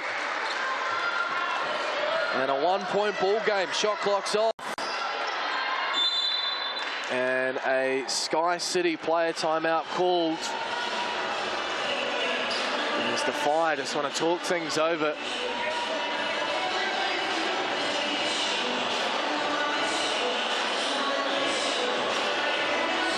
Some seconds added to the clock here too. Who are you going to? Zagera or Cowling for this last shot? Well, I think just given the Pouākai been in the bonus, but it feels like the Whai up until before was Zagera hadn't been to the line for a while. Yeah, you attack.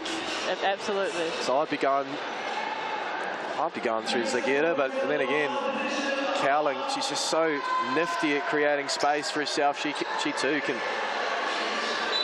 get to the hoop. Or it might be Alia Wilson. Let's find out. There is Cowling with Dickey in front. Tough shot. Somehow get it back. Cowling, they need to get it up quickly. Get us on there. Just leaves it short. So a mini win there for the Pouākai right on half time. It was all tied up at quarter time, 24 apiece. The Whai have a 1-point lead heading into the second half. It's 46-45.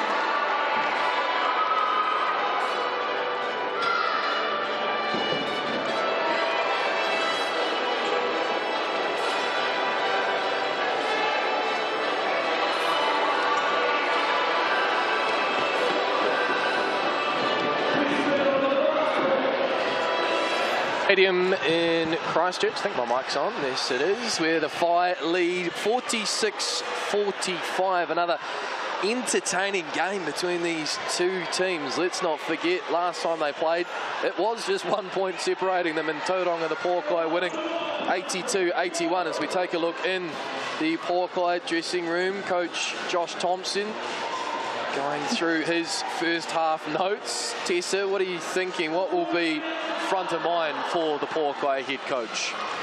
Yeah, I think just getting into the offense and taking the right shots at the moment. The ball obviously is going through Jasmine Dickey's hands a lot, which is a good thing. But we just want it to, I feel like we haven't got into a good offense a lot at the moment. We're kind of just a bit scared and throwing it to Jasmine Dickey and saying, do your work. Do something, yeah. And the Whai are going to look at the stat sheet and really put an emphasis on Jasmine Dickey this next half, I'm sure. So we're going to need to have some other players that can step up within the offense. So, you know, figuring out who those other players are going to be, and then stepping up on defense as well. They got into foul trouble a little bit early in that quarter and did well not to foul anymore, but stepping up the defense and getting some rebounds. 22 points for Jasmine Dickey, 9 from 15 from the floor. As we take a look at the points stats, 13 from Zara Zagera, 12 from Michaela Cowling on the Whai side. There was a lot of three-point shooting early in this one. It dried up just a touch in that second. And the rebounding battle's been quite intriguing to see. The 28 rebounds to the Pouākai's 18. Cowling again threatening certainly a double-double, maybe even a triple-double. Kennedy Leonard. In fact, that's rare to see, actually. Michaela Cowling yet to register an assist, but Kennedy Leonard certainly familiar when it comes to assists. She's got 7 in the first half. And one thing I actually noticed, Tessa, was in the last couple of games, while Kennedy Leonard's assist numbers have been really high, uncharacteristically her turnover numbers have been really high. That's dipped down. So 7 assists in that first half and just the 1 turnover. So she's really just tidied that part of her game up. Zagera, she's filling the stat sheet, isn't she? A couple of blocks as well. The Goldrick with her trademark swat and 3 steals too from Kennedy Leonard. And that'll be of concern for Whai fill-in head coach Alex Stokovic, is that turnover side. And it just feels like while their ball movement is quite impressive, as I mentioned in the second quarter, it seems like they're just getting caught not knowing who's going to create or who's going to take the shot. And sometimes that's the problem when you have all these brilliant shot makers like Cowling, like Nikki Nadal, like Alia Wilson, just who's going to take ownership. Absolutely. Yeah, they need to have someone just take a little bit more leadership in that. And Cowling does a good job of that. I see her on the court. She was always just talking to players saying, good shot, or let's calm down, let's take a better shot next time. So hopefully she'll keep taking that role and they'll be able to settle themselves a bit. It's a big game with a lot on the line. It's 4 plays 5 with a couple of weeks to go into the final 4. We'll take a quick break here on Sky Sport on the other side, the second half.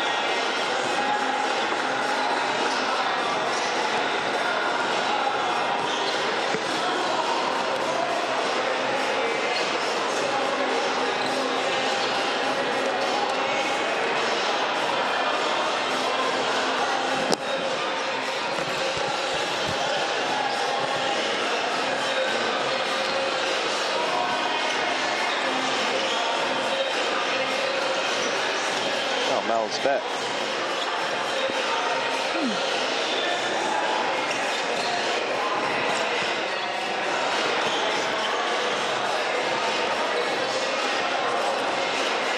Maybe it meant to say on call from hospital.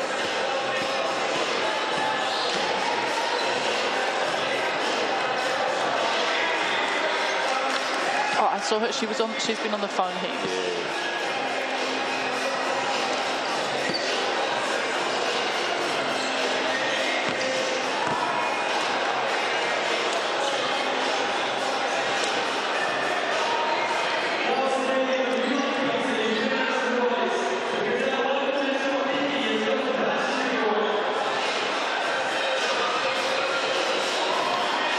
Welcome back to Cowles Stadium in Christchurch. Another tight contest between these two teams, the Mainland Pouākai and the Whai. It's the Whai who lead by 1 to get ready for the second half. The Whai win this afternoon. It guarantees a Final Four spot for the Kahu, Queens and Hoiho. It's even with the Kahu and the Queens, Kahu and the Hoiho, excuse me, taking on each other later this afternoon. We'll send it immediately up to that one at the Event Finder Stadium in Auckland after this. We're a little bit behind schedule if you're just joining us on Sky Sports for this GJ Garden Homes Tauihi contest in Christchurch. Quite a lengthy delay in the Rapid League game after a head injury to Makadesh of the Whai.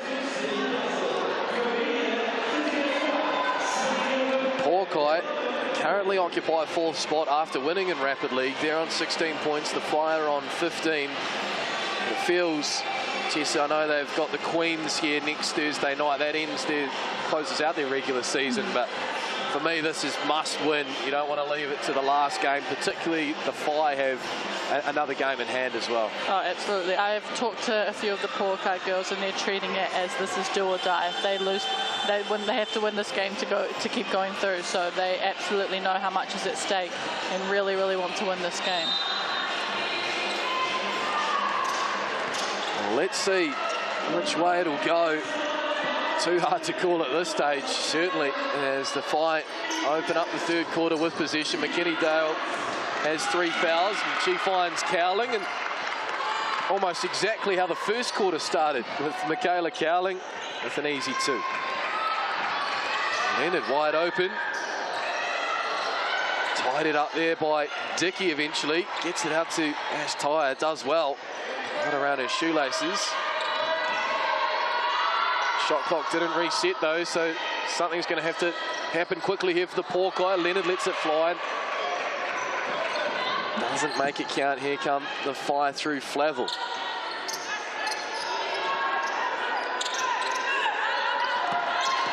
Dale gets that spin move. Burton does well to kick it back out. 4 on the shot clock. Alia Wilson. Just a little heavy with that attempt, and Dickey comes away with it.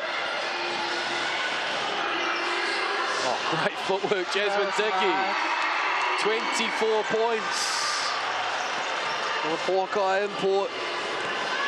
That's her average on the season per game. She's going to crush that, you'd think, this afternoon. To clarify, the overall Tauihi record is 34 as Flavel connects from deep. A strong start to this third quarter from the Whai. Dickey just looking to put this Pouākai team on her back. Unlucky. Seen a little bit of that, unfortunately. Those layups missing. But those threes connecting. And that was unselfish basketball. McKenna Dale, a great three-point shooter. She was pretty much open, but she decided to pass one extra to Zagera, and she's just as good a shooter as well. Tyre tries to answer. Dickey hustles, crashes into the advertising, and ends up back with the Whai anyway. Dickey just rejoining the play here. They pass it around. Wilson, around the world. Tied it up by Dale, and then she's fouled. upon collecting the rebound by Leonard.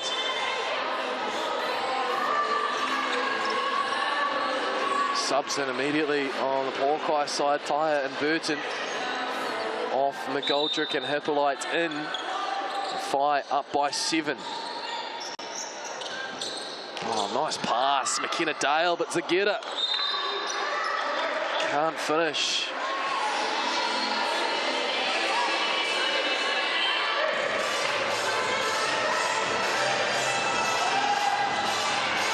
Not mucking about the Pouākai, and that's why.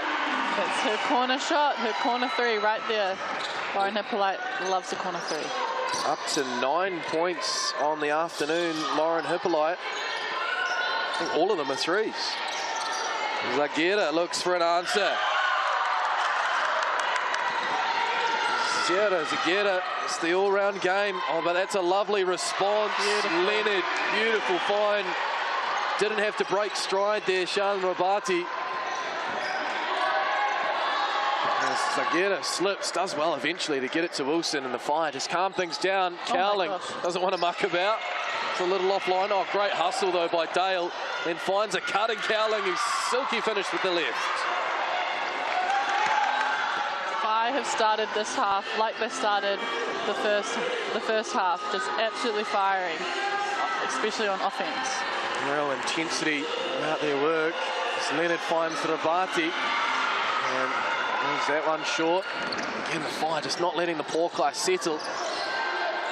There's Zageta, going to get straight to the cup and does just that. She's up to 21 points. She's having herself a game. She didn't play in the first game between those two sides. Late scratching with illness. Whai won that one, but she's having a big say here this afternoon. And that's going to be 3 in the key, I believe. It's not what the Pouākai would have been after. And now a timeout call. The Whai leading by 9. Pouākai fired a couple of shots, but the Whai have just, as you said, Tessa, exploded in this third quarter. 15 points. Just to tick over 4 minutes. And it has been in many ways the Zara Zageta show. It absolutely has.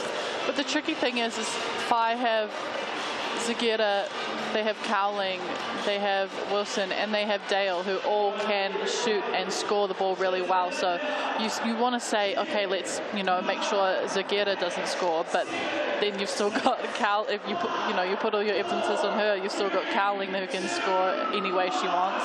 You've got Dale who can hit any 3 from the parking lot. It's tricky. I don't know what you do. It's a conundrum for sure. I think you just got to pressure the hot hand at that moment. But yeah, exactly. You get caught doing that for too long, and you're right, someone's going to be open or have less pressure on them. But just the all-round game offensively of Zara Zageta. She can shoot the 3. She can create for herself. Yeah, she can attack the rim. She can shoot it off one leg. Yeah, we've seen Nikola Jokic style. Amazing moves from her. She is a real asset to this Whai team, and she's leading the way with 21 points. The Whai look to a double-digit lead. I don't think they've had a double-digit lead since that 11-0 run to open the game. Hippolyte now gets caught with a foul on Zageta. She was caught in a bit of a mismatch and didn't really have much else to do but foul.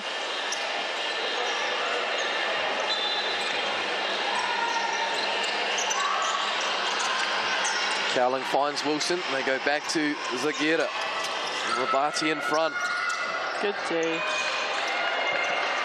Rewarded to the Pouākai. They get a miss, and here comes Leonard at pace. Dickey just pulls up a touch and can't get that 2 to go. Dale did well, and then a nice find down low to Zageta. Kicks it back to McKenna Dale.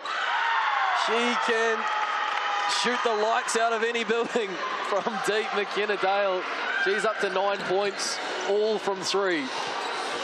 and the Whai have a 12-point lead in this third quarter.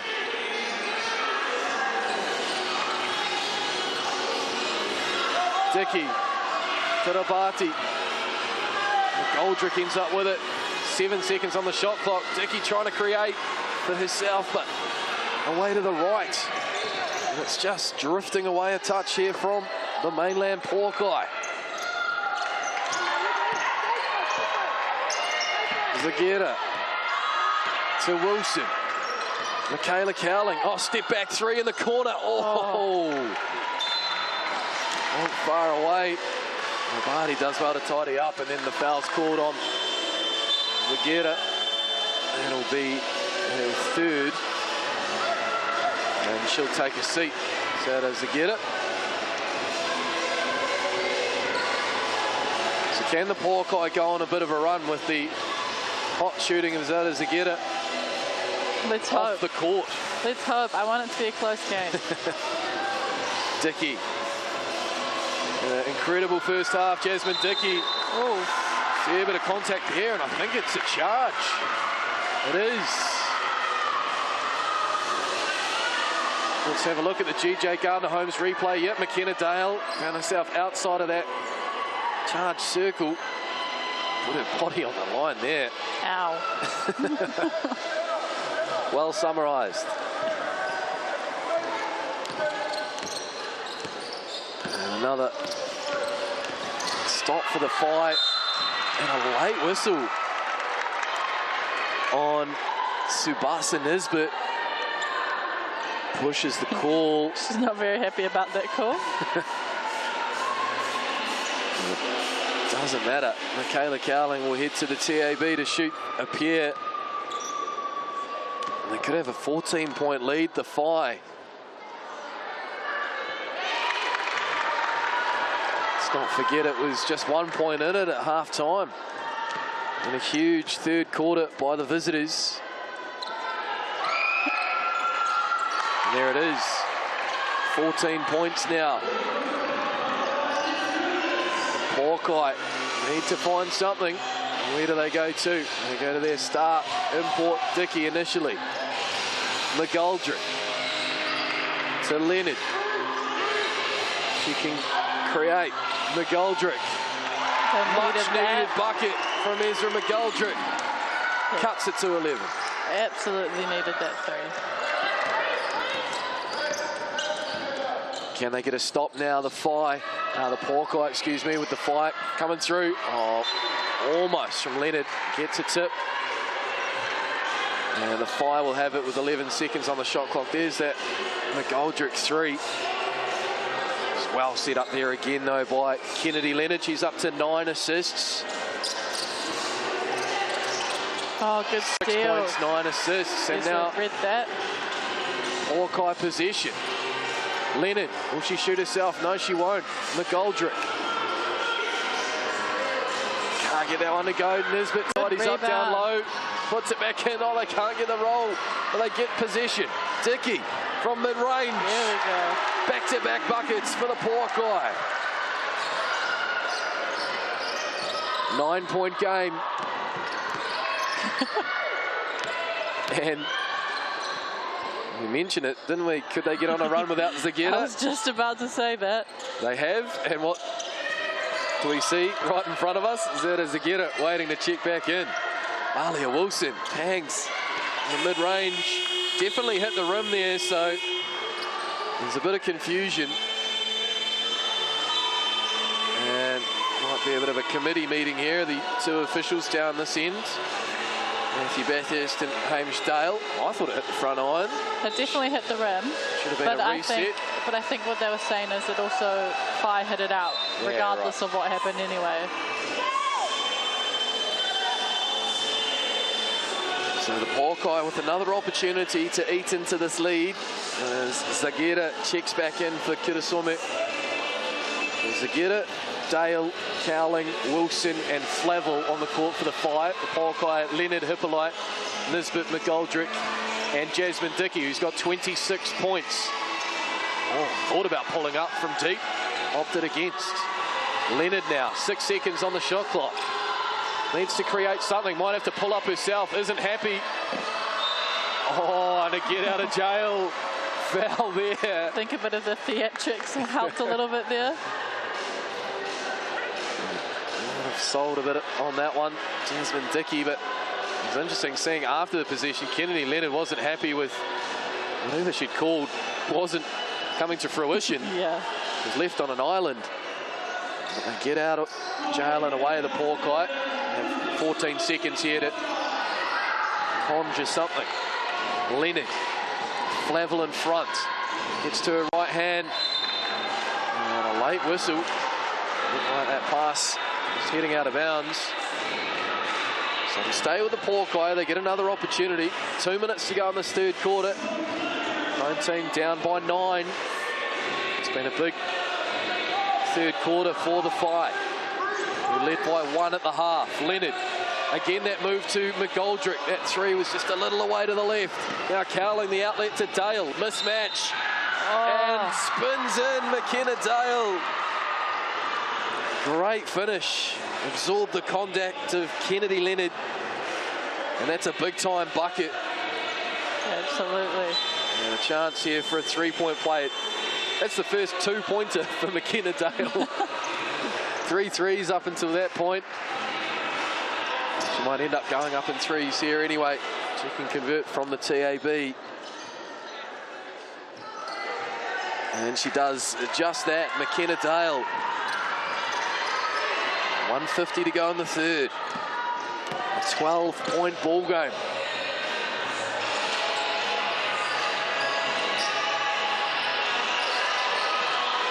Jasmine Dickey put this team on her back many of occasions, including this afternoon. Tried a bit too much there. It's good defensive work though on the Whai side. Yeah, we've talked about the Pouākai having not such a great quarter this quarter, and Jasmine Dickey's only had 4 points, so that probably is a big part of it, considering she had at least about 10 points in each other quarter. Yeah, it's a 23-12 quarter as things stand in favour of the Whai. It has dried up offensively for the Pouākai. An indecision here, and that has led to a turnover. Hippolyte. She light up from 3. Gets it to Leonard. Now with Labati. Plenty of ball movement here. They find the free player in the corner. It's Hippolyte. Oh! Spun around the rim and eventually down for Lauren Hippolyte. 3 threes this afternoon. They're going to want to get a stop here and maybe even a score just to take that score down to at least 6 or 7. 33 seconds to go in this third quarter. Alia Wilson using all of the shot clock.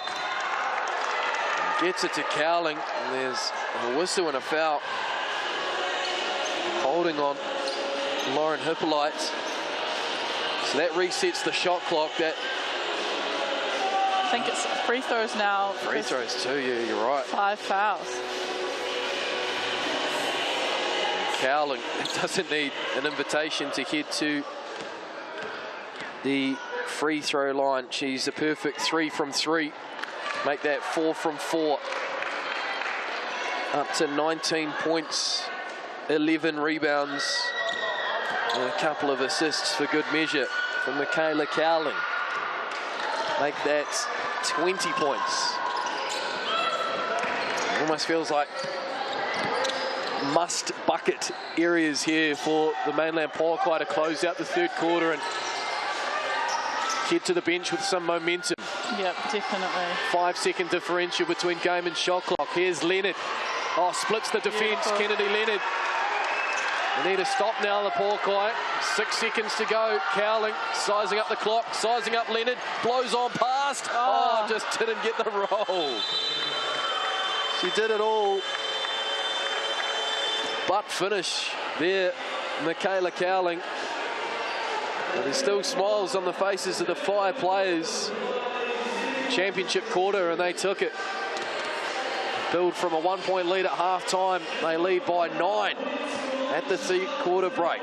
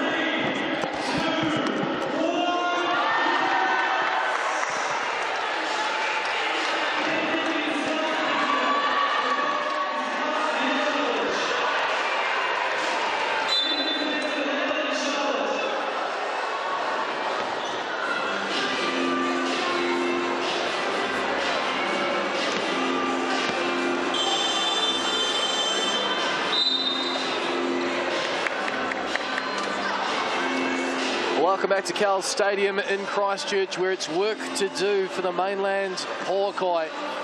What really feels like do or die. It's their penultimate game of the regular season. They will host the Tokomanua Queens here on Thursday night. They currently occupy 4th spot, but will relinquish it if the Whai get on and get the job done. And that's a huge statement to open the 4th quarter, Tessa. Flavel just ripping it right off just into Beckley. Yeah, that's definitely not what they drew up for the first play of the last quarter, but they just need to pick it up here if they want a chance.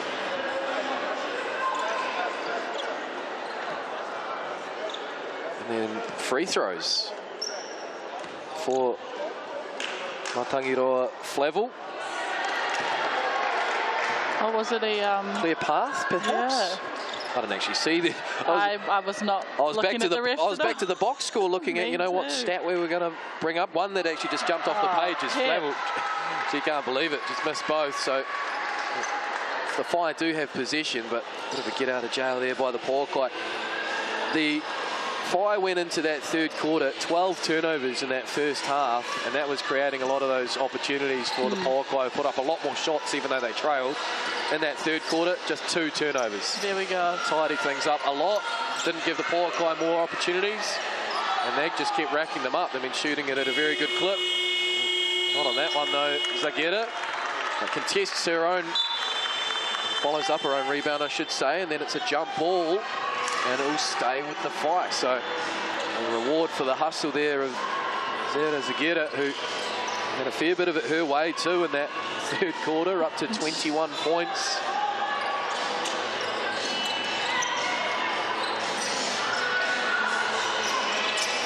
Michaela Cowling now likes this matchup on Kennedy Leonard, and with good reason. 11-point buffer now for the Whai. Pouākai need to cash in. Where do they go? Leonard, Birabati.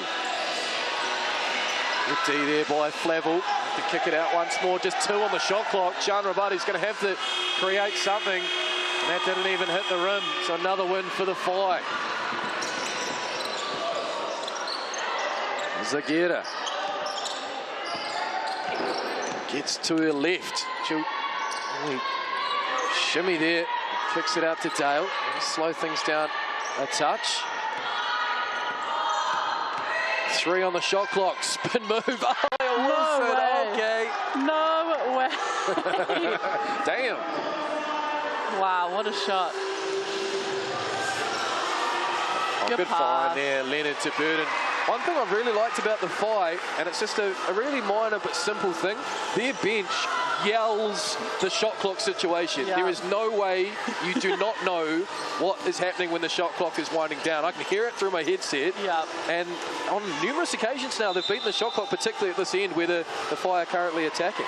Definitely. Their bench is awesome, just full stop. I keep hearing them the whole game. They're locked in. They're very locked in. They're a great, great bench. And that's not to say that's not happening down at the Pouākai end, but just where we're positioned, here. I can just hear the Whai. They do not miss. Here come the Pouākai. Trail by 11. Won just 2 of 10 in Tauihi. One of them over the Whai as Ash Ty creates space for herself, but just can't get that 3 to go. Tidied up by Zageta. They've been kept alive in this competition by their success in the Sky Broadband Rapid League. 10 wins from 11 games. Oh, round the back, Alia Wilson, but blocked by McGoldrick. Nonchalant there in the end by Wilson. Fires it back. And McKenna Dale at the mid-range. She can shoot it too. She can. She can make 2s as well. What a talent, McKenna Dale. Nice. Good recognition there from Kennedy Leonard. And Whai assistant coach, fill-in head coach Alex Stolkovich didn't like what he saw there. That was far too easy by the Pouākai. So we have a look at the GJ Gardner Holmes replay. No one picked up Leonard. which no is curious. A point guard, and timeout is called. 7:11 to go in the fourth. It must be about that time when they throw free basketballs into the crowd, because the screeching has just gone up a few decibels. Final four, just a fortnight away. The Whai want to be there, of course the Pouākai want to be there too, but it's really going to come down to one of these teams going through and one of these teams missing out. In fact, if the Whai win this afternoon, 3 of the 4 spots are absolutely guaranteed. The Queens will be there, the Kahu and the Hoiho. It'll just be what happens on the final week. The Whai still have 2 games to play. We'll scroll back up to see their schedule. They have the Hoiho at home and the Kahu away. The Pouākai, just one more home game. That's on Thursday night against the Queens. Whew. Stressful. This is, I'm stressed.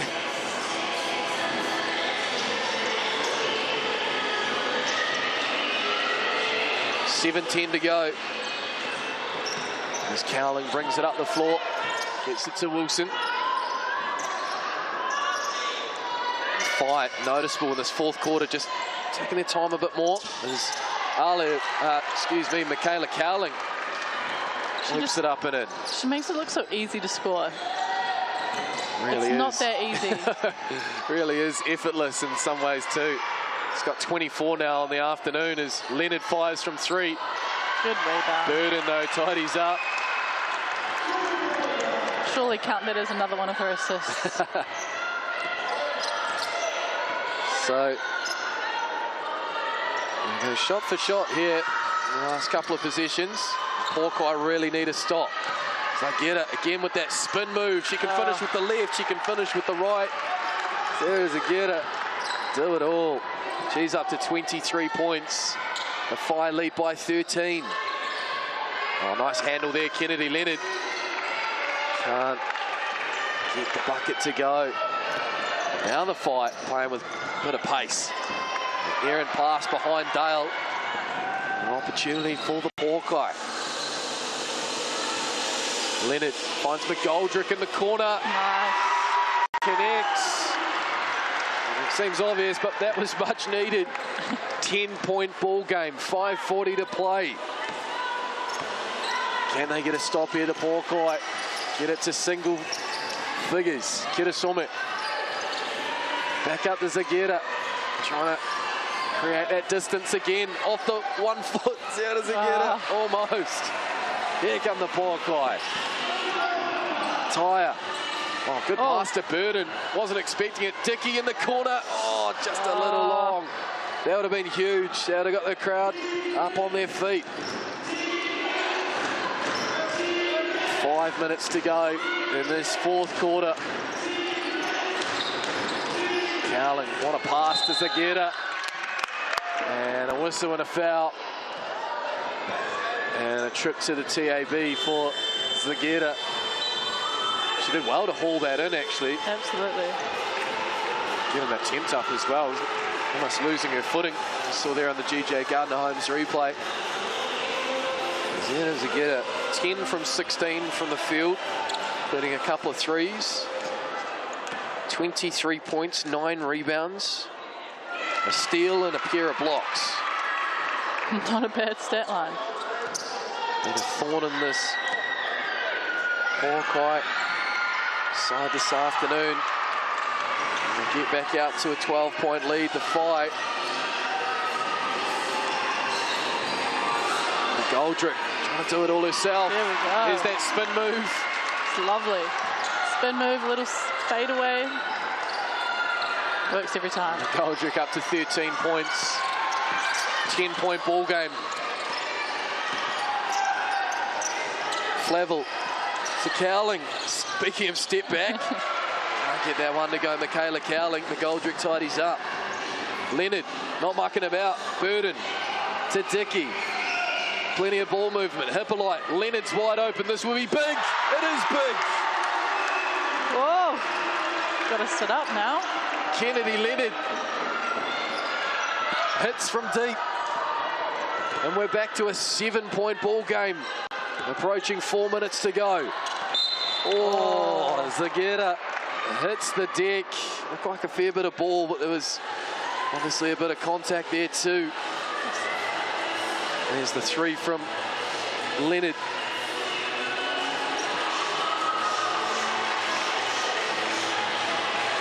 For those curious of Tessa's early three-point attempts prediction, the Whai have had 22 attempps.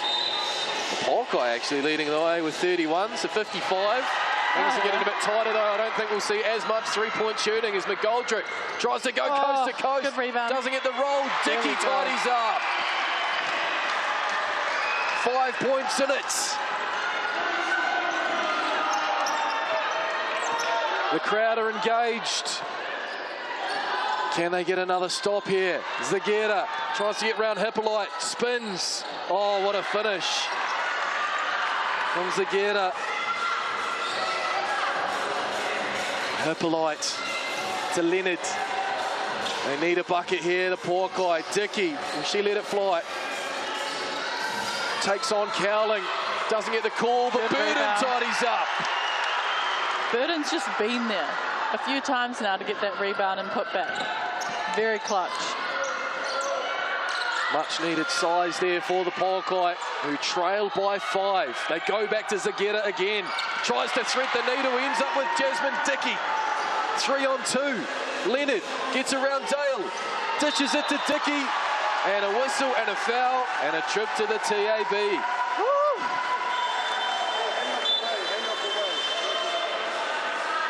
And Alia Wilson checks straight back in for the Whai. Some will head to the bench. Well, Jasmine Dickey, she had 12 points in the first quarter. 22 by half-time. She can't make the free throw there. Has just cooled off ever so slightly. It's being a little harsh. She's got 28 points on the day. Make that 29. They would not be close without her. And we have a 4-point ball game. We said pre-game, going to be in for a surprise if it was going to be decided by less than or more than 10, excuse me. And it's going to go down to the wire again. Hippolyte from deep. Quick release. Burton again in game 2 for the Pouākai, showing her years of experience, the former Australian Opal. How's that heart rate? It's high, it's high.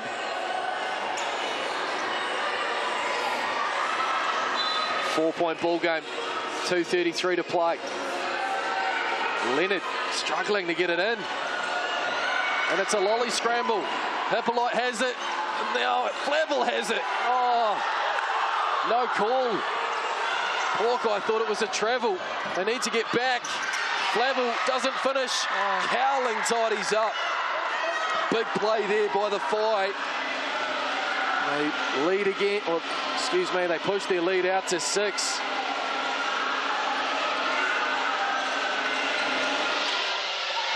Leonard, the mismatch, Zagera. He works out as Zagera, gets it to Dickey, she spins. Oh, how has that not gone in? And a whistle and a foul on the contest for the rebound. That's going to be on Jasmine Dickey. Unlucky that went in. Oh. How does that not fall in? They have to get a stop here. 1:53 to go.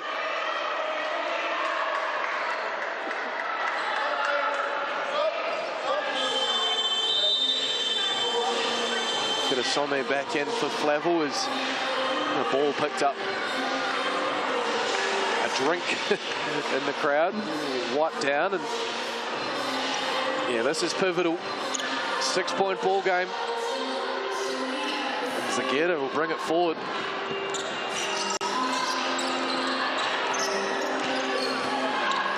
Burden in front.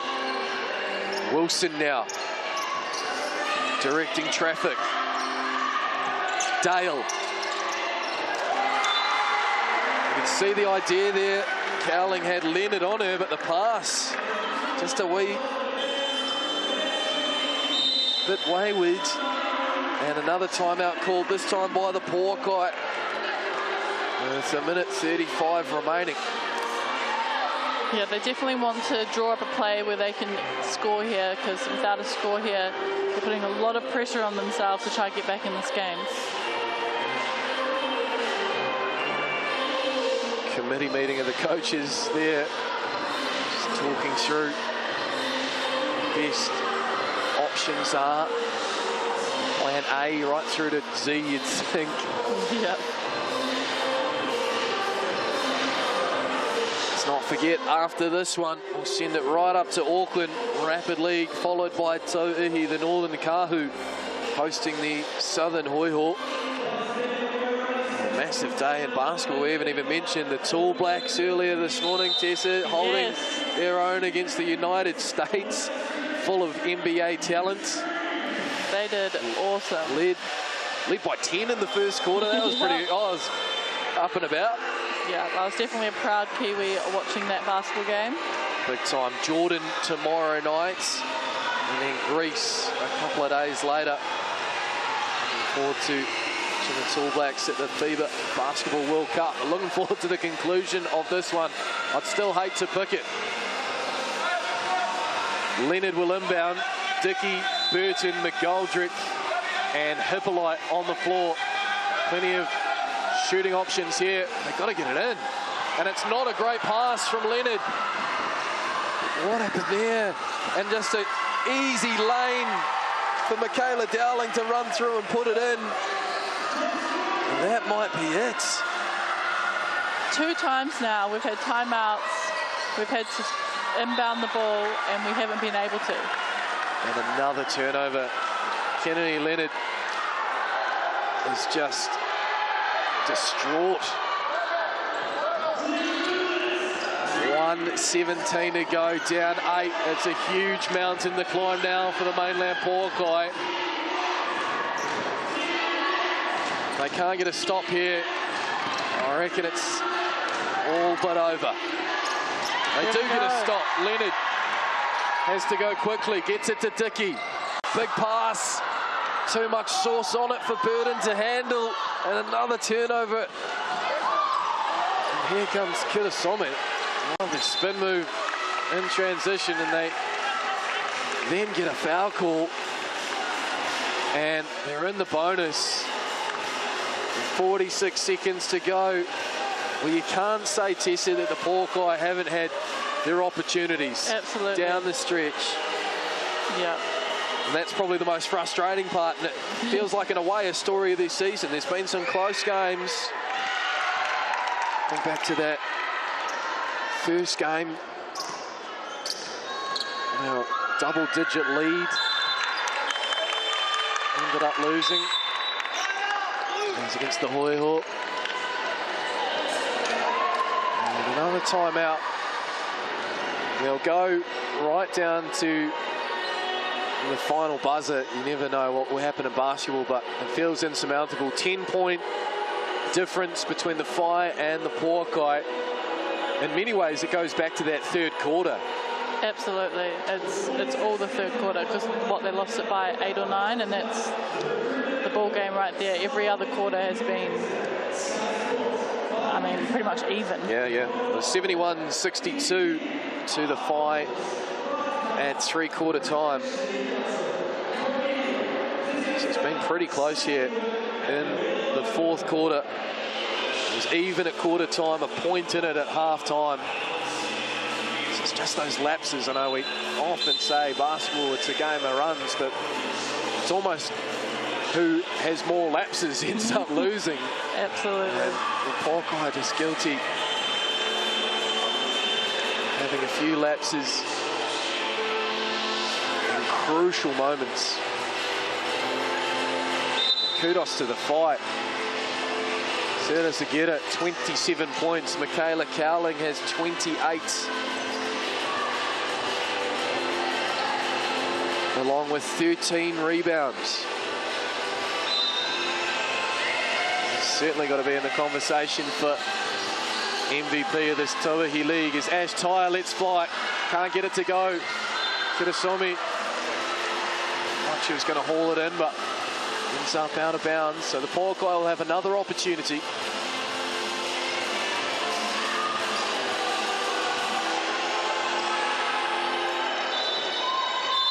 And this will be a Sky City player timeout.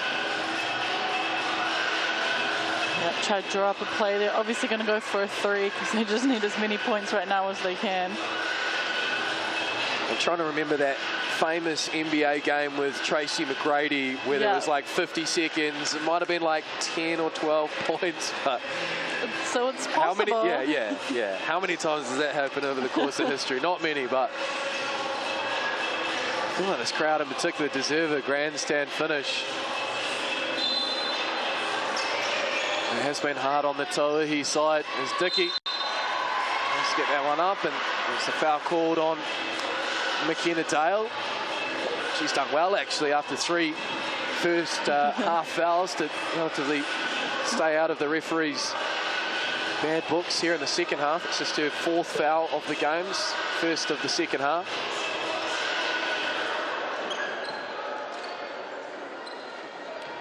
Dickey here has the opportunity to again, for what would be the 3rd time this season, post 31 points in a game.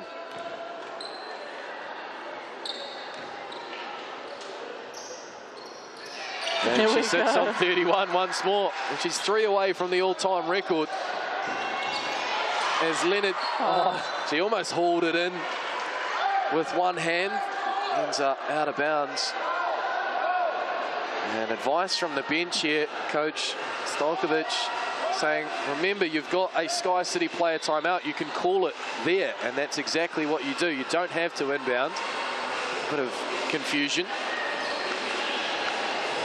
So 36.1 seconds remain. 8-point ball game.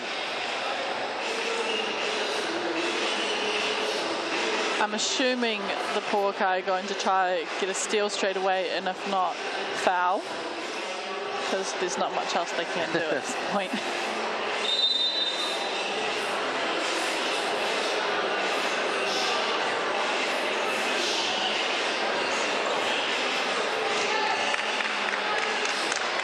It'll be a huge week for the Fire, whose season felt like was sort of drifting away. They beat the Tokomanua Queens on Thursday, 85-68. That got them level with the Pouakai. Now it looks like they're going to go ahead. Good ball movement here. Pouakai opting not to foul. Kirasomi now. And they get a long 2. And it's going to end up being a 24-second shot clock violation. Probably not the worst outcome there for the Fire. That's definitely what they wanted to do, take up as much time as possible. And they've used their Sky City player timeout, of course, the Pouakai. They have to get it up and going. Something has to happen here quickly. Can someone shoot? Leonard eventually. My goodness.